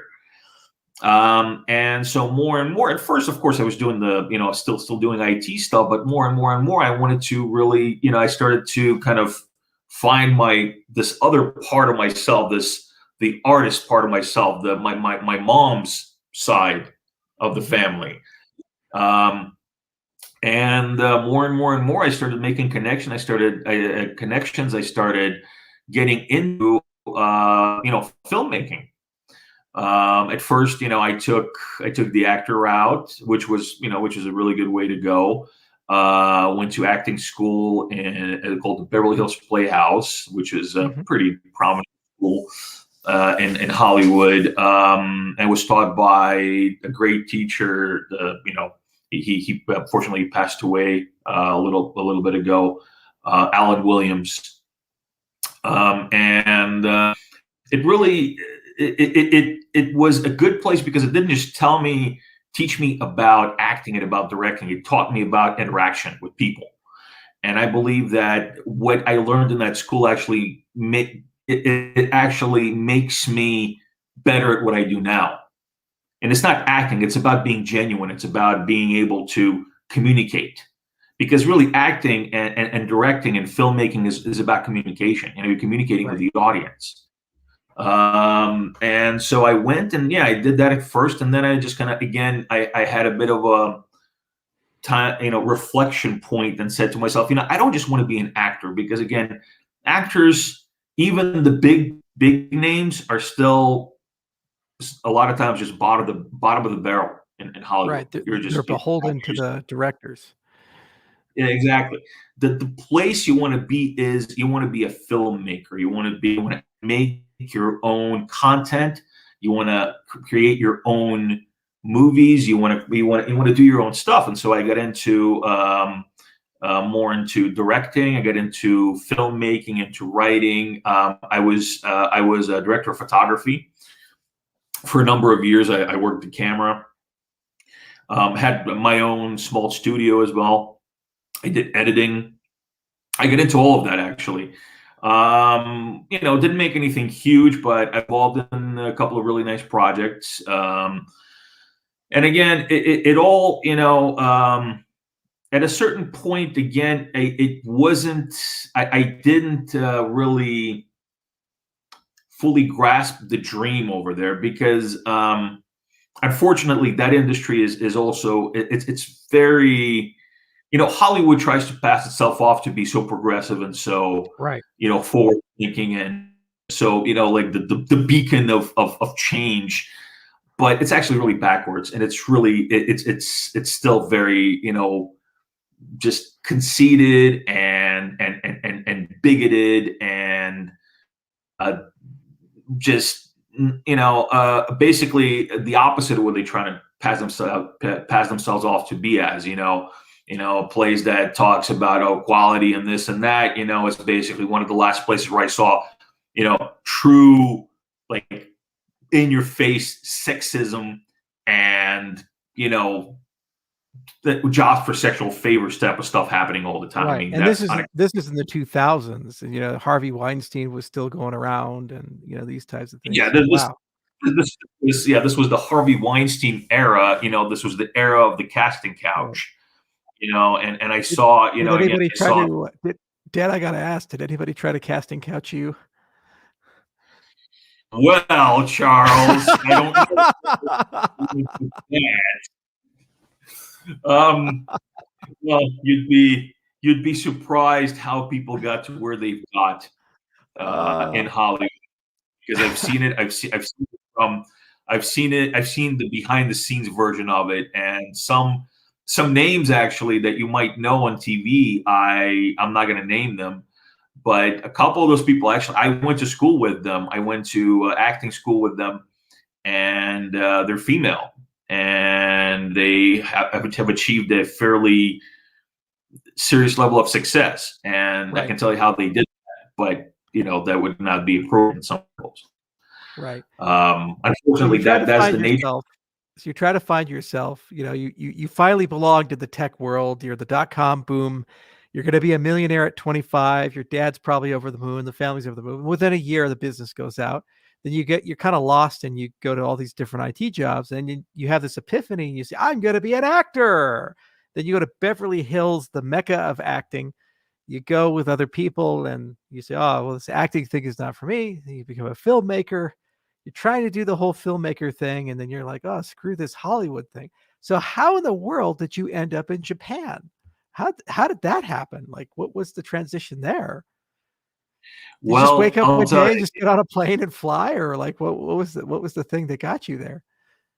it was kind of like that, actually. Like I was saying before, the thing that I do is instead of kind of sitting there and moping, I always kind of, it pisses me off when I get into that place. It doesn't make me sad. It irritates me. It infuriates me because this is not the place I have to. I do not belong in this place of despair and this hopelessness.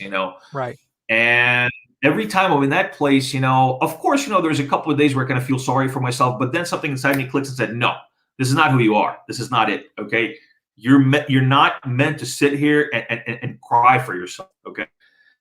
And that's what happened with me in Japan. So the thing in California just wasn't doing what I wanted it to do. I spent, a couple of years basically just in complete purgatory over there. I was not really doing anything in the business. I lost my faith in the business. I just really didn't think that it was something that I would want it to be involved in, just because it was just disgusted by so many parts of it. And I haven't found, I was doing, I was back to IT, but I wasn't really doing, great IT things. And I was at that point, I was working for Honda. But again, I was just doing regular IT stuff for Honda. And I kind of said to myself, you know what? No, this is not going to work for me. It needs to be big for me. It needs to be big. It needs to be serious for me. And so what I did was I had a dream.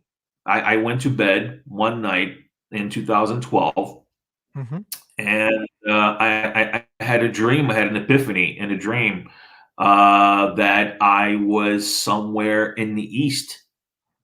I was in the East. I was in a brightly lit high rise in an apartment with the sun shining through the window. And it wasn't anything specific, but I knew I was in the East, and I woke up and I said to myself, I need to flip this thing on its head. I can't go back to the East Coast. I don't want to go back to Europe. I had no interest at that point to go back to Europe.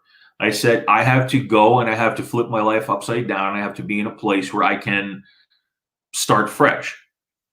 And so I decided started thinking, and my decision was between two places, Japan and Sri Lanka. Sri Lanka was there's a little bit of a difference between the two. Now, did you read any Arthur C. Clarke? Because he lived in Sri Lanka for 50 years. Was that the motivation? Exactly. That is exactly why I decided Sri Lanka, is because Arthur C. Clarke is actually one of my all-time favorite writers. The Odyssey series 2001, 2061, which is actually, I think, has been more fascinating than the previous couple, the 2010 and 2001, because it gets a lot more into the whole world of the future. And then 3001, it was because of Arthur C. Clarke and because he lived in Sri Lanka. I was fascinated with that place, and but ultimately I decided on Japan. Because I just felt like, again, I went to bed one more night and I woke up and I remember that I just had a vivid dream about being in a synagogue in Japan. Don't ask me why. The 5 synagogues of Japan, you're going to be in one of them. But why not South Korea or China? Because Japan's economy was kind of on the downtrend and China was booming. So what was just a dream and that's it? It was basically just an epiphany in a dream, and then I just kind of got into it. I started getting more and more fascinated with Japan. I mean, I was always fascinated with Japan, but I was never really a Japanophile. I wasn't really into Japan. I always thought it was a fascinating country. I always loved the history and the food and all these different things that people regularly love about Japan. I was never really into it. I didn't really study it. I didn't really research it. And China, I just, I already did the communist thing once. I'm cool with that. Okay. Yeah, that makes a lot of sense. Let's Okay, go so back to that. there's a lot of cities to pick in Japan. So there's Yokohama and Hokkaido, you have Sapporo, you have Okinawa, there's Tokyo. So why Osaka? Did you first go to Osaka, or did you go to Tokyo first and then gradually work your way to Osaka? No, I went to Osaka, and I'll tell you why. The second epiphany that I had, and the dream that I had, I was in Osaka. I don't know why I was in Osaka, but it was in Osaka. And also, one of my favorite movies is a movie by Ridley Scott called Black Rain. Came out in the late '80s with Michael Douglas and Andy Garcia. And it's actually about these two cops that end up going, following a Yakuza gang member to Osaka. So they witness him committing a murder in New York. And then they have to, they catch him in New York, and they have to take him back to Osaka. And then he escapes in Osaka. And so they have this whole thing happen in Osaka. And your only reference point is a dream in a Ridley Scott movie from the 1980s, but you're like, nah, this whole Yakuza Osaka thing has totally sold me. I have to go there. I don't know anybody. I don't speak the language. I have no friends. I assume you had no social network when you arrived. No, I knew no one in Japan. It was just it was just that final frontier that I was looking for, my whole life, with being an astronaut, with all these different things. And yeah, I knew no one. I had no friends out here. All I had was just this dream of living in Japan, and a room at a guest house in Osaka that I booked through Roomorama. And Roomorama. Which actually is they went out of business a few years ago. And so I just sold what I could. I sold my car, sold a couple more things in the U.S., and bought a ticket, and paid for my expenses for a couple of months in Japan. I just came to Japan and said, "Look, I'm in Japan." I still had, I was still making money at that point, but I actually had to quit my job. At Honda. And again, it was a pretty good job. It was a Honda of America in Torrance, California. So it was like the head office of Honda. It was like the place where people would, have careers and retire from. This was the place to be. But again, it wasn't for me. I mean, the freaking space shuttle flew over us. It was between us and Toyota. And yeah, I just came to Osaka, and I did some soul searching out here, and I figured that it was for me. Finally, where I could grow and I could do what I wanted to do. Made some friends. At the first weekend I was in Osaka, what did I do? Well, I went to the synagogue in Kobe, and I found my fellow Jews in Japan. And made some friends. Say what you will, but it's a good way to meet friends. Find somebody that's you have these ethnic and faith-based connections with, and it's easier to have the same frame of reference. Especially being in a place like Japan. Made some friends, and some of them, helped me out greatly. I think actually, one of them, Nico Despopoulos, one of my best friends. Nico helped me out tremendously when I just came to Japan. He's my, sweetheart, and helped me get established, introduced me to some business contacts, helped me get into business out here, helped me start making yen. I came out here, one of my friends told me, he said, I know that your suitcases that you're taking to Japan are mostly business suits. What's up with that? I said, no, I'm going out there I'm going out there to do business. I'm going out there to make a life, and I do business in suits. And so I came out here, one of my suitcases was suits. Good, nice, dress clothes. And I wanted to make yen. I wanted to do business. I wanted to be a businessman in Japan. and the dream, and that was what I followed out here. And I mean, that's what I am, I guess, to a degree right now. So in many ways, you follow the footsteps of your mom and dad because you followed a religious connection to Japan, and you basically were like a refugee all over again. You had to completely relive everything. You had to learn a new language, build out all the business contacts, and so forth. How long did it take you to learn Japanese? I tried, and that language is labyrinthian, for lack of a better term. It's a very difficult language for an English speaker to pick up. Well, I guess, yeah, actually, that's a very good analogy about my parents.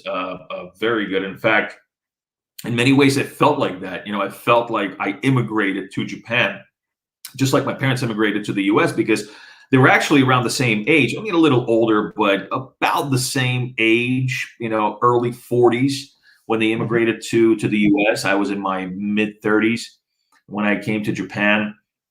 And yeah, it was pretty much the same, and I kind of felt it was very interesting because I got to experience what my parents experienced, because they had to leave everything behind pretty much in the Soviet Union and come to the US and start their life again as adults, in their early 40s. And I did the same thing with Japan in my late 30s. And so I actually got this other perspective of what that is like, that what it must have been like for my parents. And the language, yeah, it took me, I'd say, to get fluent. It took me a few years because it is different. For all those of you who don't speak Japanese, uh, Japanese is, if you really translate it directly into English, it sounds like Yoda. It All literally right. sounds like, Yeah, give us an example of that. Like say a few things in Japanese and kind of give us the English version. uh, okay, like say, for example, I'll give you something really, really simple, right? Sure. The cat ate the mouse. You know, the cat ate the mouse. 猫はネズミを食べました. Okay, which literally means, but what you're saying is, uh, cat, mouse ate. Mhm. It literally is cat, mouse ate. So the verb always mostly comes in the end. So it's something, something, did something. Mhm. And the is ne. In Japanese, when it's a very nuanced language. So when you say things, uh, like you say a, it's almost like the Canadian a, Mhm. like you say, oh, 今日の天気がいいね. Like today's, the weather is really nice today, huh? Like, oh, これはそうね. Oh, そうやね. Like you say ne a lot. In Osaka, actually, in Osaka dialect, you say na. But it's the same thing. And the ne or the na is the Yoda. Mhm. It's the same exact nuance. So when I just started really getting Japanese, I was thinking, like, God, it sounds like Yoda. Like, really, That was it's the clicking moment. So when you're in Philadelphia, in middle school, day 3, it finally starts clicking English. And you're in Japan, you're like, Empire Strikes Back, Yoda. That now yeah, I understand Japanese. Everything makes sense now, especially Osaka dialect. exactly. Yeah, it's just so much like Yoda. I'm like, wait a second. Did they design the way Yoda speaks from Japanese? Now, like I was Now, thinking now, that, now, did you do the standard Gaijin thing and learn lots of Japanese from, from anime and from manga and these things? Is that how you learned how to read and write, or because that's what all the well, white guys in Japan apparently do? yeah, I was actually never really into manga. Never Wow. really into manga. I read some. I was never really into manga. I was never really into anime. Again, a few anime, but not too many. I was into Inuyasha for a little while. It's a popular anime Okay. in Japan. So you managed to Uh, skip that entire culture of yeah, Gaijin yeah, Japan. the whole, So yeah, the so whole we're anime and game. so you were more than barroom Japan, or what was the Japanese business culture or leisure culture that you fit into? Well, I guess I was into human connection.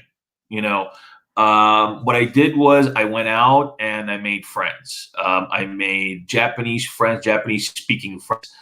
One of the things that we used to do would be so wherever I lived in Japan, little mom and pop coffee shops are a really big thing. So they're on every corner, especially in the city. They're called kisaten. Kisaten or kisa. Are small mom and pop coffee shops. Now you have you could say like kohi shop, which would be more of just like a corporate looking one, like a Starbucks. Right. But if you are talking like traditional Japanese, like wood paneling, kind of dark, cloud of smoke, because you can still see a lot of places in Japan. You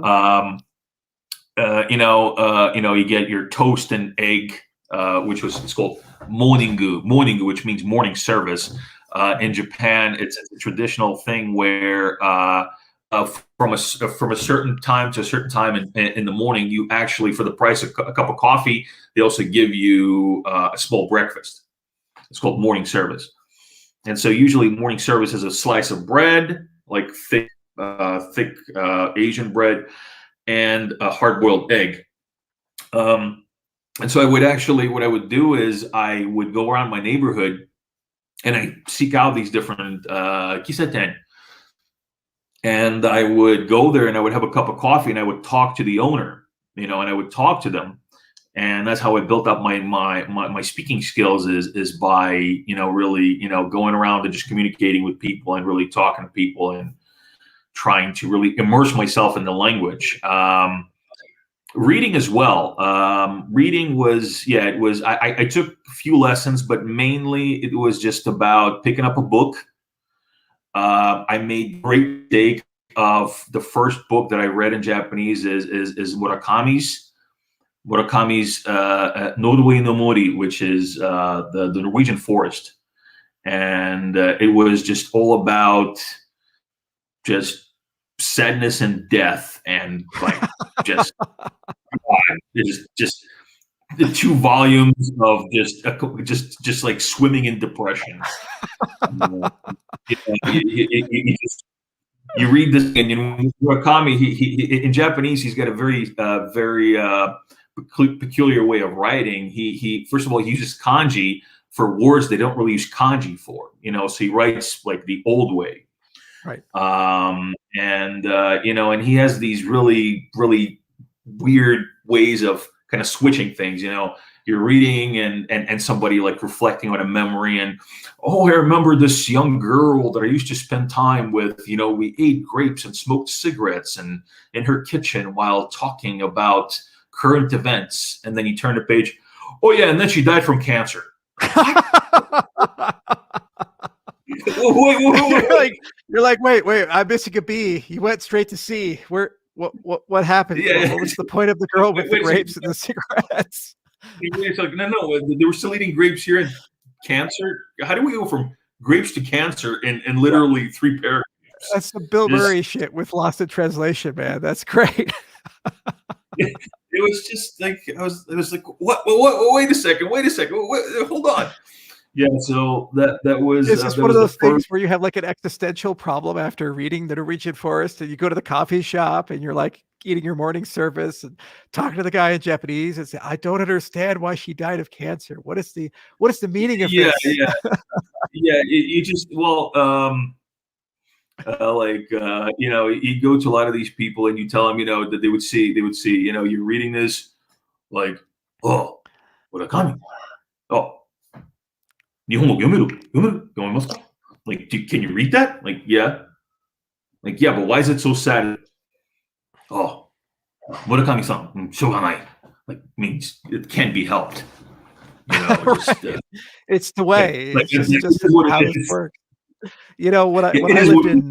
When I lived in Japan, it was what blew my mind were all the unspoken rules that you're just supposed to know. Like, I think you stand on the left on the escalator in Osaka and the right on the escalator in Tokyo, or did I get that backwards?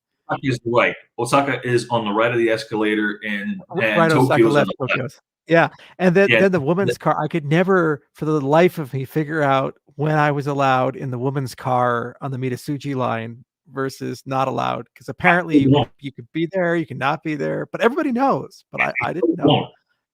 I just avoid it altogether. I just don't want to, because actually I get into the women's car a couple of times by accident at the time, and I got a lot of really beady, evil stares in my way, so I just avoid it altogether. Yeah, actually, the escalator. That's how you spot people from out of town. Because the Tokyo people that come to visit Osaka, they stand on the left of the escalator, and then everybody else stands on the right. And you're like, "Come on, you Tokyo bastard, get on the right. This ain't Right. Tokyo." Getting in everybody's way, because people like try to walk up the escalator on the left, and they stand and wait on the right.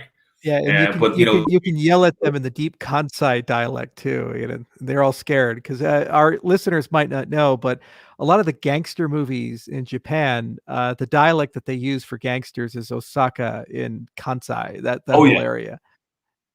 yeah. And Osaka, the Osaka dialect is like the de facto. It's sort of like the New Yorker twang of right. Japan. Like, yo, what are you doing? And it was like, "Nani yatte ne?" "Nani yatte ne?" It's like, well, what the hell are you doing? Right. It's in Osaka dialect. Yeah, it's considered, and we wear this badge proudly. It's considered the rudest city in Japan, Well, Osaka. that's just perfect for me because I'm a very blunt, direct, rude person, and so that's why Osaka just made sense. That and Namba, the other thing I really love about Osaka versus Tokyo is like everything's on a grid and everything is in one area. So if you want to eat, you go to Namba, right? If you want to shop, Right. you have the arcade, you go down that way.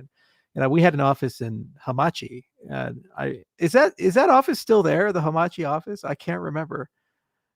Actually, the place is called honmachi. Hamachi is a type of fish. Homachi. Honmachi is This shows you how yeah, bad yeah. my Japanese is, right?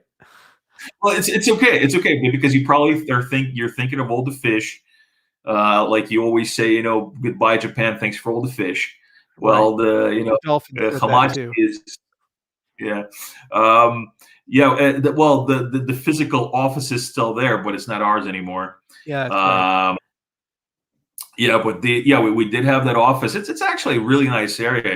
That office, Charles. There was a very a very kind of it wasn't too All right. busy, but it was busy enough. All right. All You right. Let's know. get to the sexy part of the interview. Let's talk about the early days of IOHK. This is like lore that is almost lost in history. Now we're this big company worth billions of dollars, and we have hundreds of employees, and we're in 40 countries. But that was not always the case. And you No. were one of the very first employees of IOHK. So you were there in the very early days.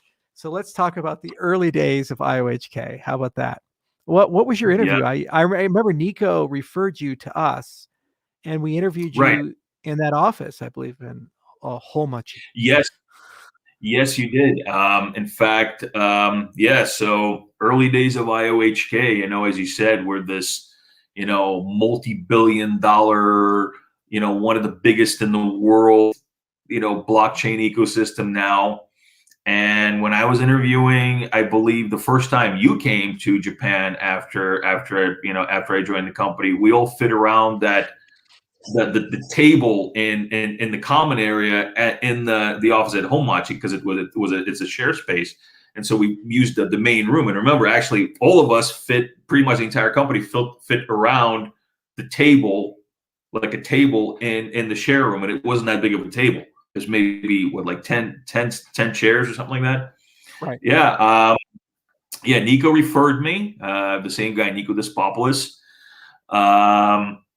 He referred me. He knew your former partner and co-founder, Jeremy, and Yeah.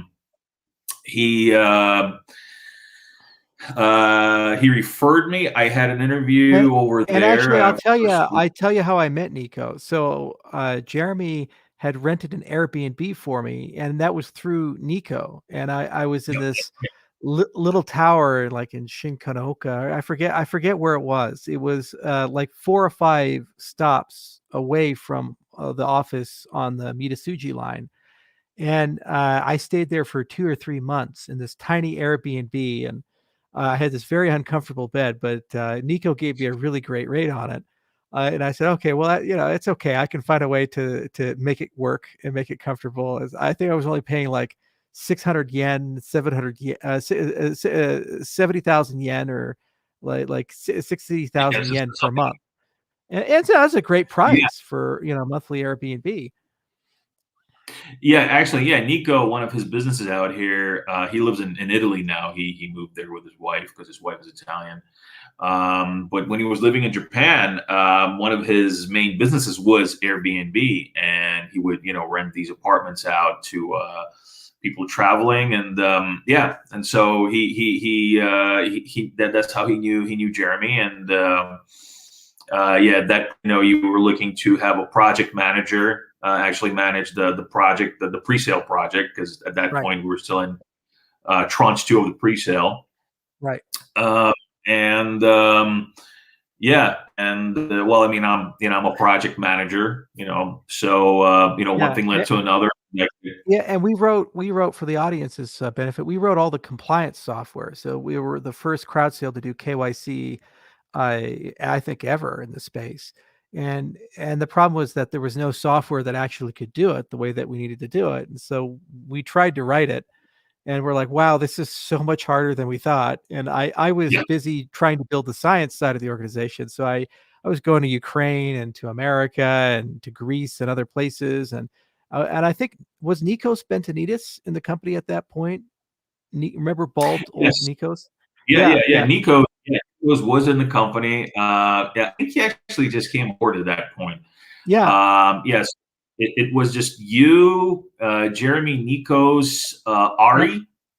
Ari Levy Cohen, yeah, and then there was also Ricky Wakai, who also came Yeah, in. Good old, Ricky. Yeah. good old Ricky. And I don't know, I don't remember if we had Mario yet, or if we had Christian Lindgren yet. Were you hired before Yes. Christian or after?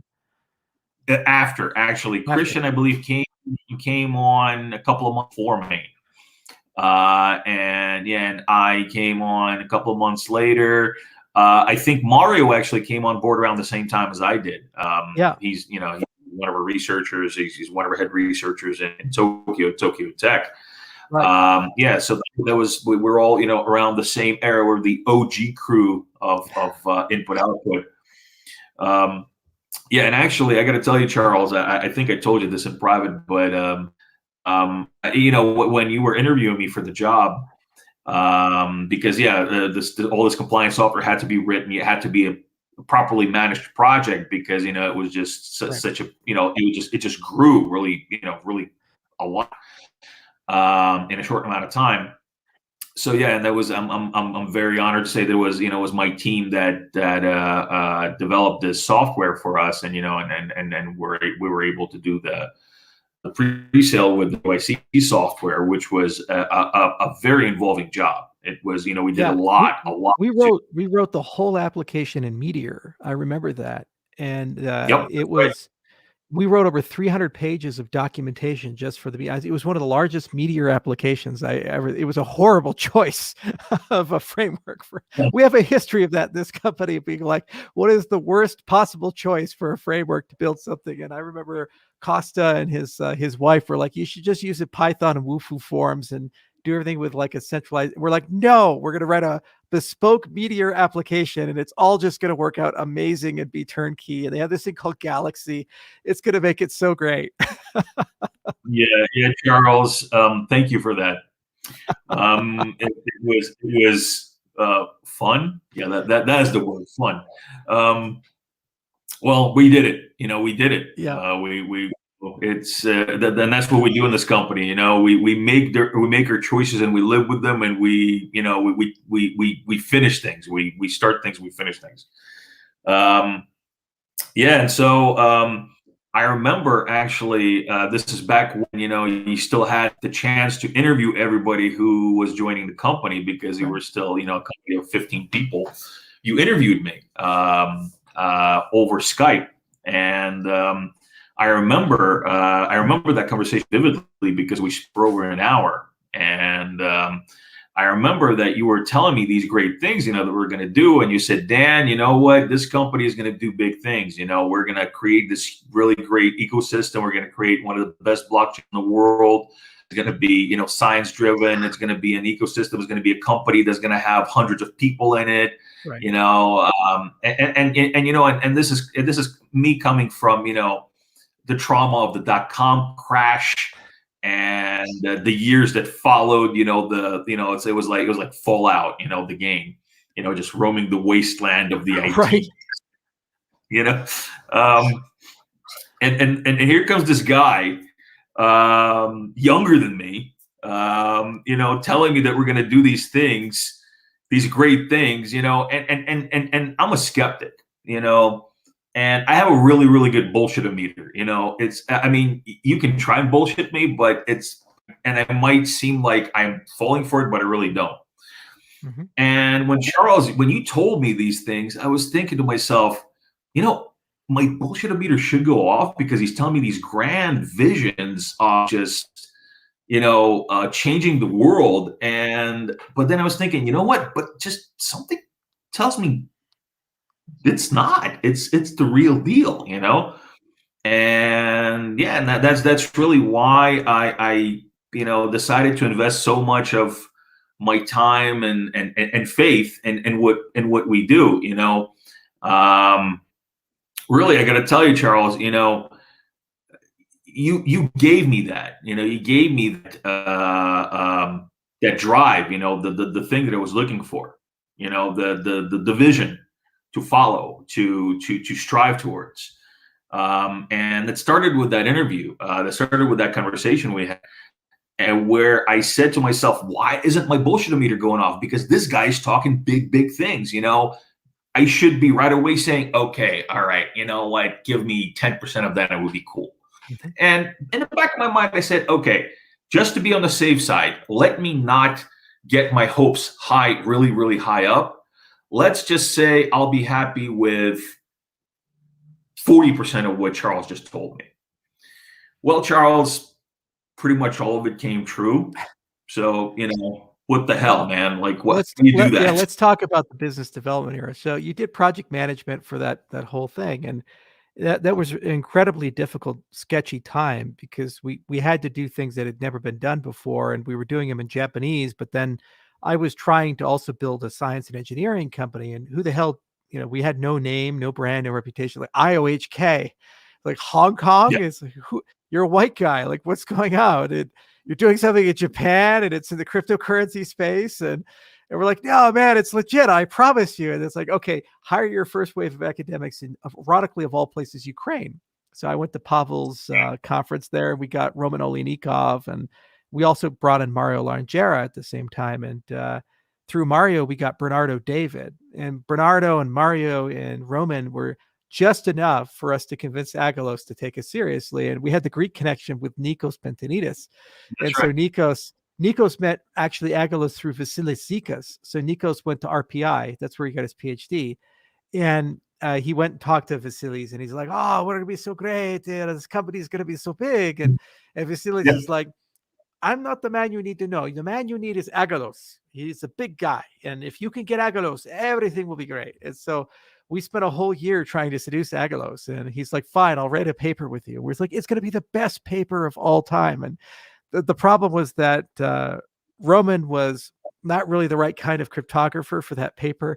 And Mario had been working at a Brazilian bank for a long time. So he hadn't been doing research for a while. So he was just getting back into the swing of things. And Yeah. his background was like hash functions and symmetric crypto. He had no blockchain experience at all.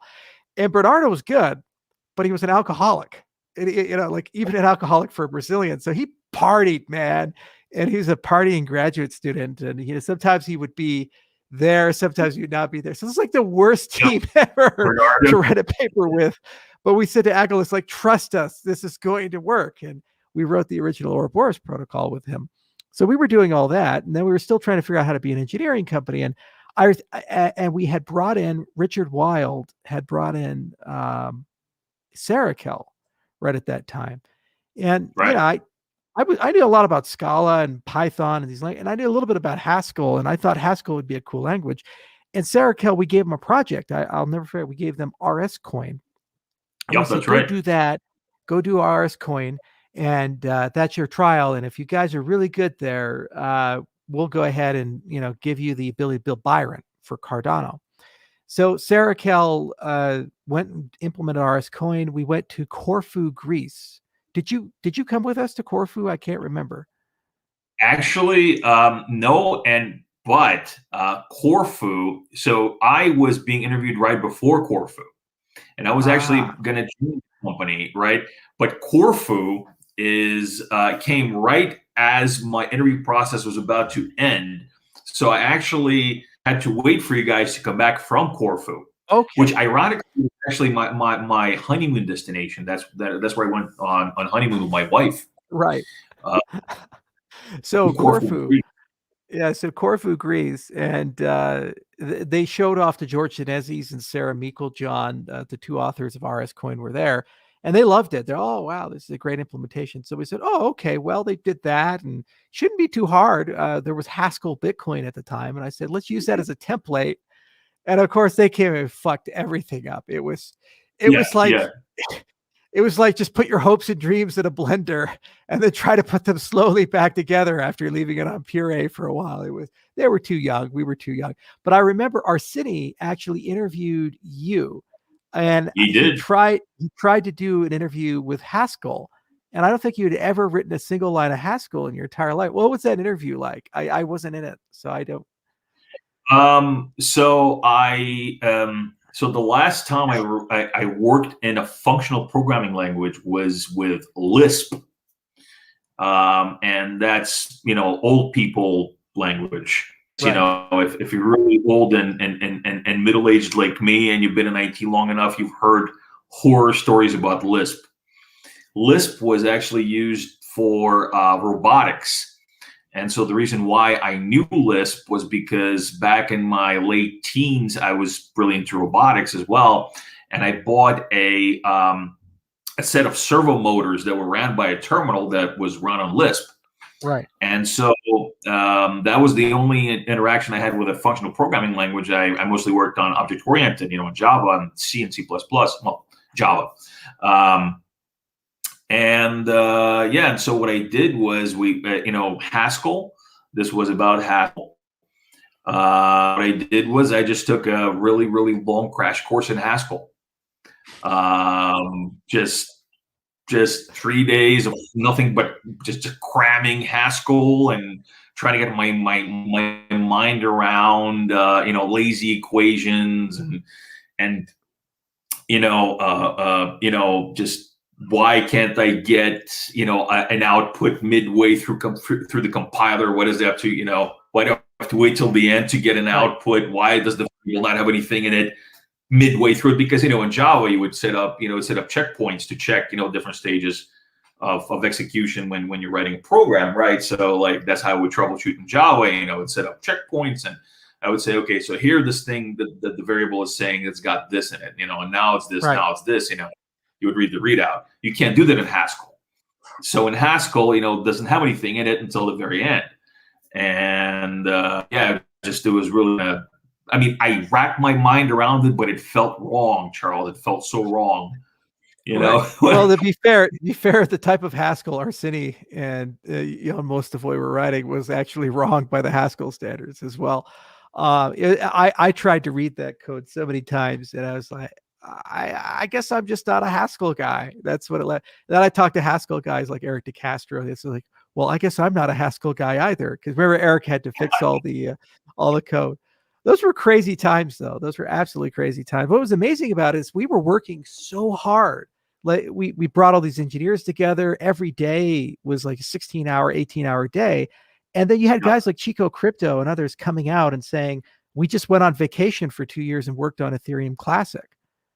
Oh, and it just blew my fucking mind. I was like, fuck you. No, we were legitimately working hard and legitimately writing code in these things and actually trying to build Cardano and deliver something to market and build an engineering and a science company.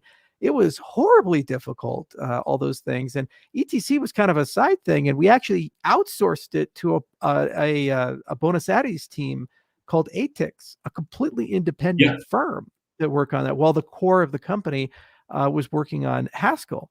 And I tried to recruit Galwa. They were my first firm I went to. So we had Sarakel to start with. And then we went to Galwa, which was an American firm. They do a lot of defense contracting and like drone software and formal methods. And one of the founders of Haskell, John Launchberry, created it. And we went to Galwa and we spent 3 months trying to convince them to work with us. And they kept saying, sure. And then they said no, and sure, and no. And it was so annoying.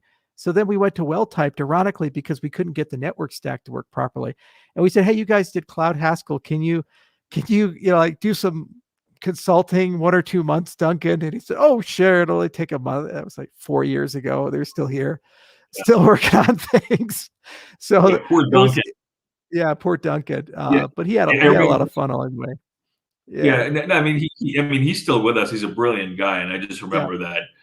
When he just joined us, Duncan is a really, colorful guy. He's a very fun guy, and very like, really easygoing. Not your typical, IT person. Kind of looks like he should be in Lord of the Rings or something. Right. And he was an actor too. He actually played the Count and everything for the Three Musketeers and so forth. He did a lot of classical acting in Scotland. Well, he's very well spoken, and you can actually tell when somebody's been trained by a voice coach. Actually took voice lessons as well. And it's a thing. It's to be able to speak, articulate properly, to pronunciate and things like that is not that easy. It doesn't come naturally to some people. And so I remember Duncan, when he just joined, he was really, this jolly Duncan and joking around and, and this and that. We slowly crushed his soul, Dad. We slowly crushed it. I remember a year later. So this is Malta. This is our meeting in Malta. He's this jolly Duncan, having fun, going to clubs with us. Stealing pirate hats. He stole a pirate hat in a club in Malta. But he gave it back later. But right.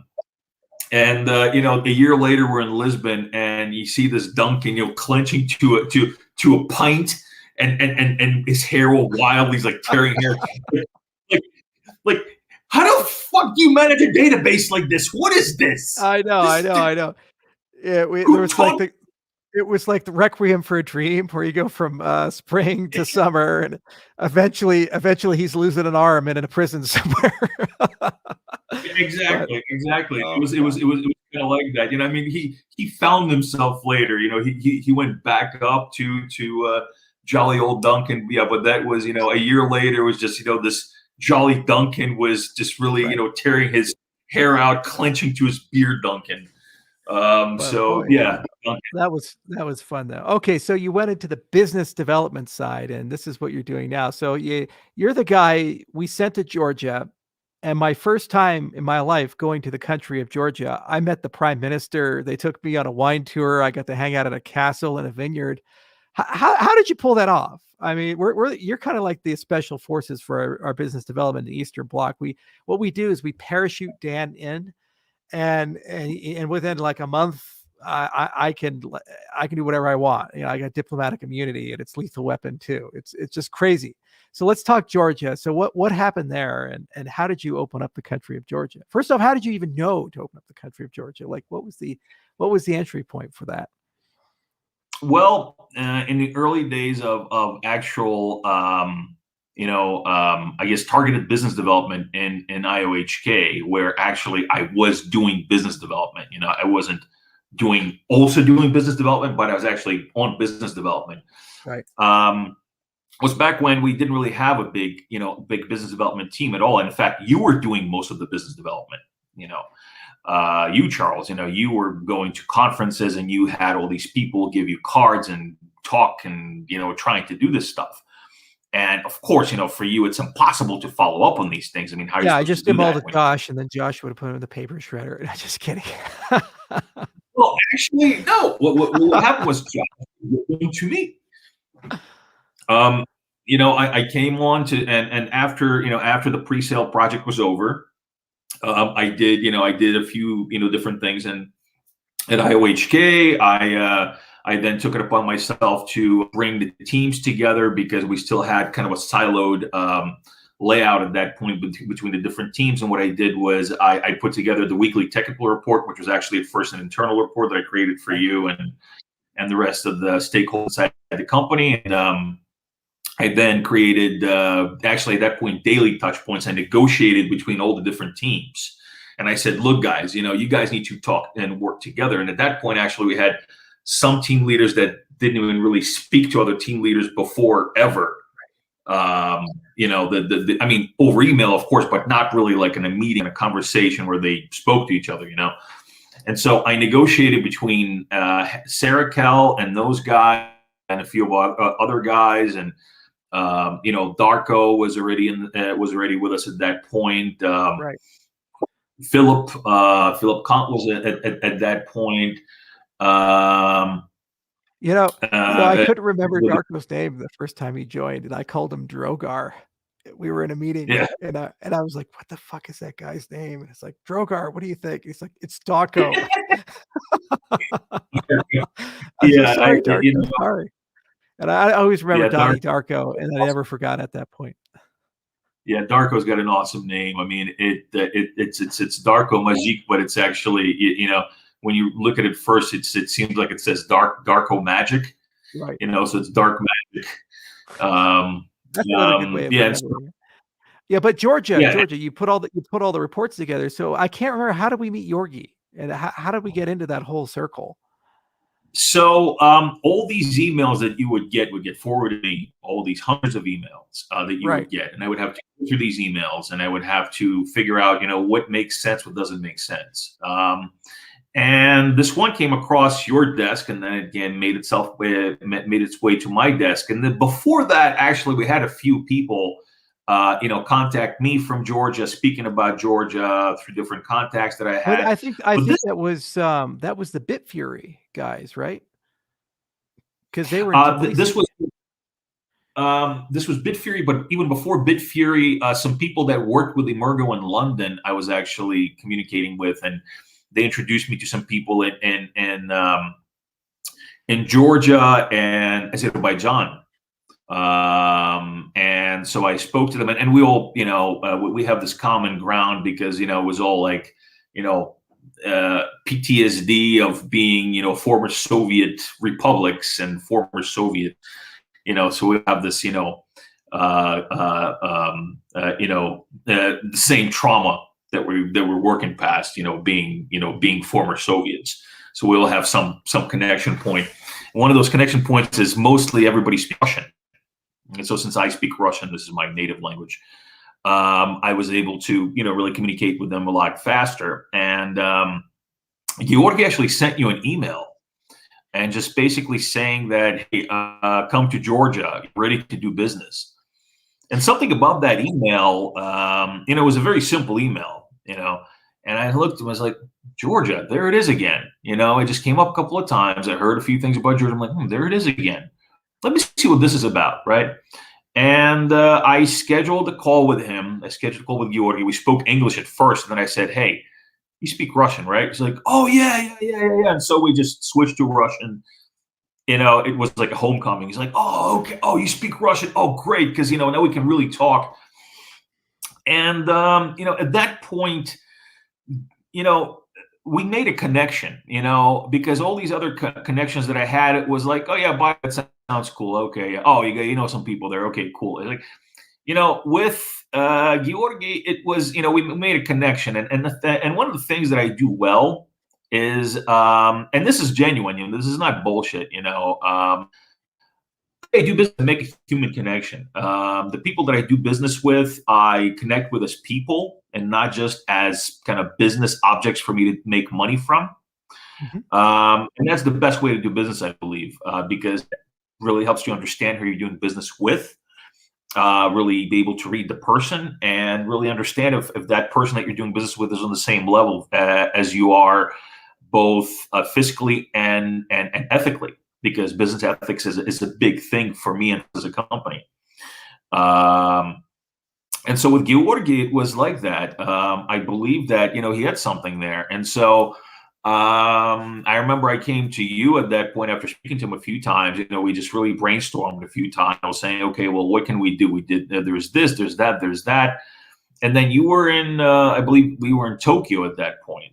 And I sat down with you at a table and I said, hey, Charles, there's some interest going on in Georgia. I want to check it out. You mind? The only thing I knew about Georgia was Stalin was from Georgia. I was like, I think that's where wine came from and Stalin came from. So the one of the two ain't bad. Right. So I but growing up in the Soviet Union, I knew about Georgia. I knew it was, very plentiful and rich country, a lot of really good potential over there. The people were great. The Georgians were always really highly regarded in our culture. They're always very, very friendly, very hospitable people. And so I said, I want to check it out. I want to see what's going on over there because I'm being told a lot of really great things about it. So I made a trip over there after we spoke, and you said, yeah, Dan, do it. That's what you're supposed to do. That's your job. Go and. And I think around the same time, you also brought in the New Balance deal where we did the authentication deal for New Balance. Yeah. That's right. Yeah, that's right. That was a kind of a, by the way, in the middle of the night, received email. If you have any interest, give me a call. And I gave them a call at something like 2:00 in the morning. And we were talking about, stickers and secondhand markets and whatnot. And Georgia, I just went down there with the help of Georgi. He introduced me to a few people. I really started getting it. We worked on it a little bit more, just kind of brought it back in, huddled, and really thought about, okay, so what makes sense? Which sectors make sense? And we just, built up a relationship over there. We went over there like we do with everything else. We invested in education. I did several speeches over there at the local colleges about what we're about. We brought out a few of our people. So we're there, ESCO came out with us. Peter Ghazi came out with me as well. We did lectures on, I believe it was Ouroboros at the local universities. And we also worked with the local innovation authority, GITA, Georgia Innovation Authority. We invested in technology. We really, we kind of tried to, show that we're serious about the region. And it really kind of, opened up a lot of doors for us. The Ministry of Education really, kind of made friends with us. Other ministries, the Prime Minister took notice. And we just cultivated these relationships, and did a lot of work in the background. By the time he came down there, which was about, I think, that was 2019. Say probably about, 2019, and July of 2019, I believe, was when I came, because I went to Israel right after going to Georgia. And I remember I met Mamuka, the prime minister, and it's the first time I ever did a state visit where I met the prime minister in blue jeans and tennis shoes. I wasn't trying to be a dick, but I was having a gout attack while I was there. And I was like, this is the worst thing. It's like, you can't eat red meat and drink wine. And like the only thing Georgia has to offer is red meat and wine. And it's all amazing and good. And they say, well, you should probably, lay off that while you're here. And so I could barely walk. And I hear I'm trying to meet the prime minister, and I'm in tennis shoes. We're doing the state visit, taking a picture. And I felt like a jackass, that entire time. But the hospitality was absolutely amazing. It was so much fun going around Georgia. Yeah, it's a great place. I'm really glad that we're there, that we're doing what we're doing. The project but potentially, potentially, future projects that we're going to be doing over there. I believe that it's a country that's striving to really, it turned things on its head as well. They were right after the Soviet era ended, Georgia was actually it was a really difficult place to live in. It was highly corrupt. The government there that was left over there was basically just remnants of the Soviet government, but a lot worse because now they had control over everything locally. And so, the local back then it was the militia force, which the police, Right. which was police, was actually the criminal element because they were controlling everything. And so Georgia in one generation cleansed itself of pretty much all of the corruption, all of the inner corruption that was going on over there. This is a country that is considered one of the least corrupt countries in the world now, as far as governments and enterprises are They concerned. fired all their police officers in the entire That's country right. and created a parallel police force. It was just extraordinary, the anti-corruption there. And what was Yeah, that America, finance minister? What was his name that we had dinner with? Who was behind that? India, Yeah, I'm India. India. Yeah, yeah. Guy, I love that guy. And he's like the That guy is historian great. all rolled up into one. And Georgia's one of those countries that was like literally at war with everybody at some point in their history. They didn't take crap from people, and they actually had a very famous queen. Her name was Queen Tamar. Mhm. Tamara, but they made it a masculine title, and she doubled the size of Georgia through conquest. She'd go out and battle and just kill people, and was like the That's ultimate right. badass for the day. That's right. Yeah, and everybody wanted to take a piece of Georgia. All their neighbors. Turkey was on their ass for centuries. You know, the Ottomans. In fact, there's still a lot of, a lot of Turkish influence over there as well. They have in the middle of Tbilisi, still have the Turkish baths. They're these, Ottoman era bathhouses. Right. Because there's natural springs. In fact, the name Tbilisi roughly translates into a warm spring, like as in body of water spring, from Old Georgian. And yeah, and so it's a place to be. Great food, great wine, great scenery, a lot of different, a lot of variety. You can go skiing, you can go to the beach because Batumi is another very large city in Georgia. It's on the Yeah. Black Sea. So yeah, it's a And they beautiful have country. these beautiful black sands in Batumi. Absolutely beautiful. There's a lot of really nice things there. So we're doing a credential verification program in Georgia, and there's a good chance that that can grow to part of the national ID system, payments, tourism. Tourism is the oil of Georgia. They only have 3 million people, but pre-COVID, they were getting about 10 to 12 million people visiting the That's country right. every year. So, and it's kind of near and dear to my heart. I grew up in Hawaii, and there's like 100,000 people in Maui, but 300,000 tourists. And so the population of the island double or triple based upon the amount of tourists who are there. So it's always fun to see something in the tourism business. Anyway, Dan, we could talk forever, but we've been going for about 2.5 hours. Well, I figured this is a great place to kind of end it because you went full circle. You started in Ukraine, you went on this great sojourn from Austria to Italy as a refugee to Philly, and kind of your parents got to live the American dream. Then you tried to live the American dream and decided to go and live the Japanese dream. And That's then you right. really found great success in Georgia, of all places, going basically back to the home, right?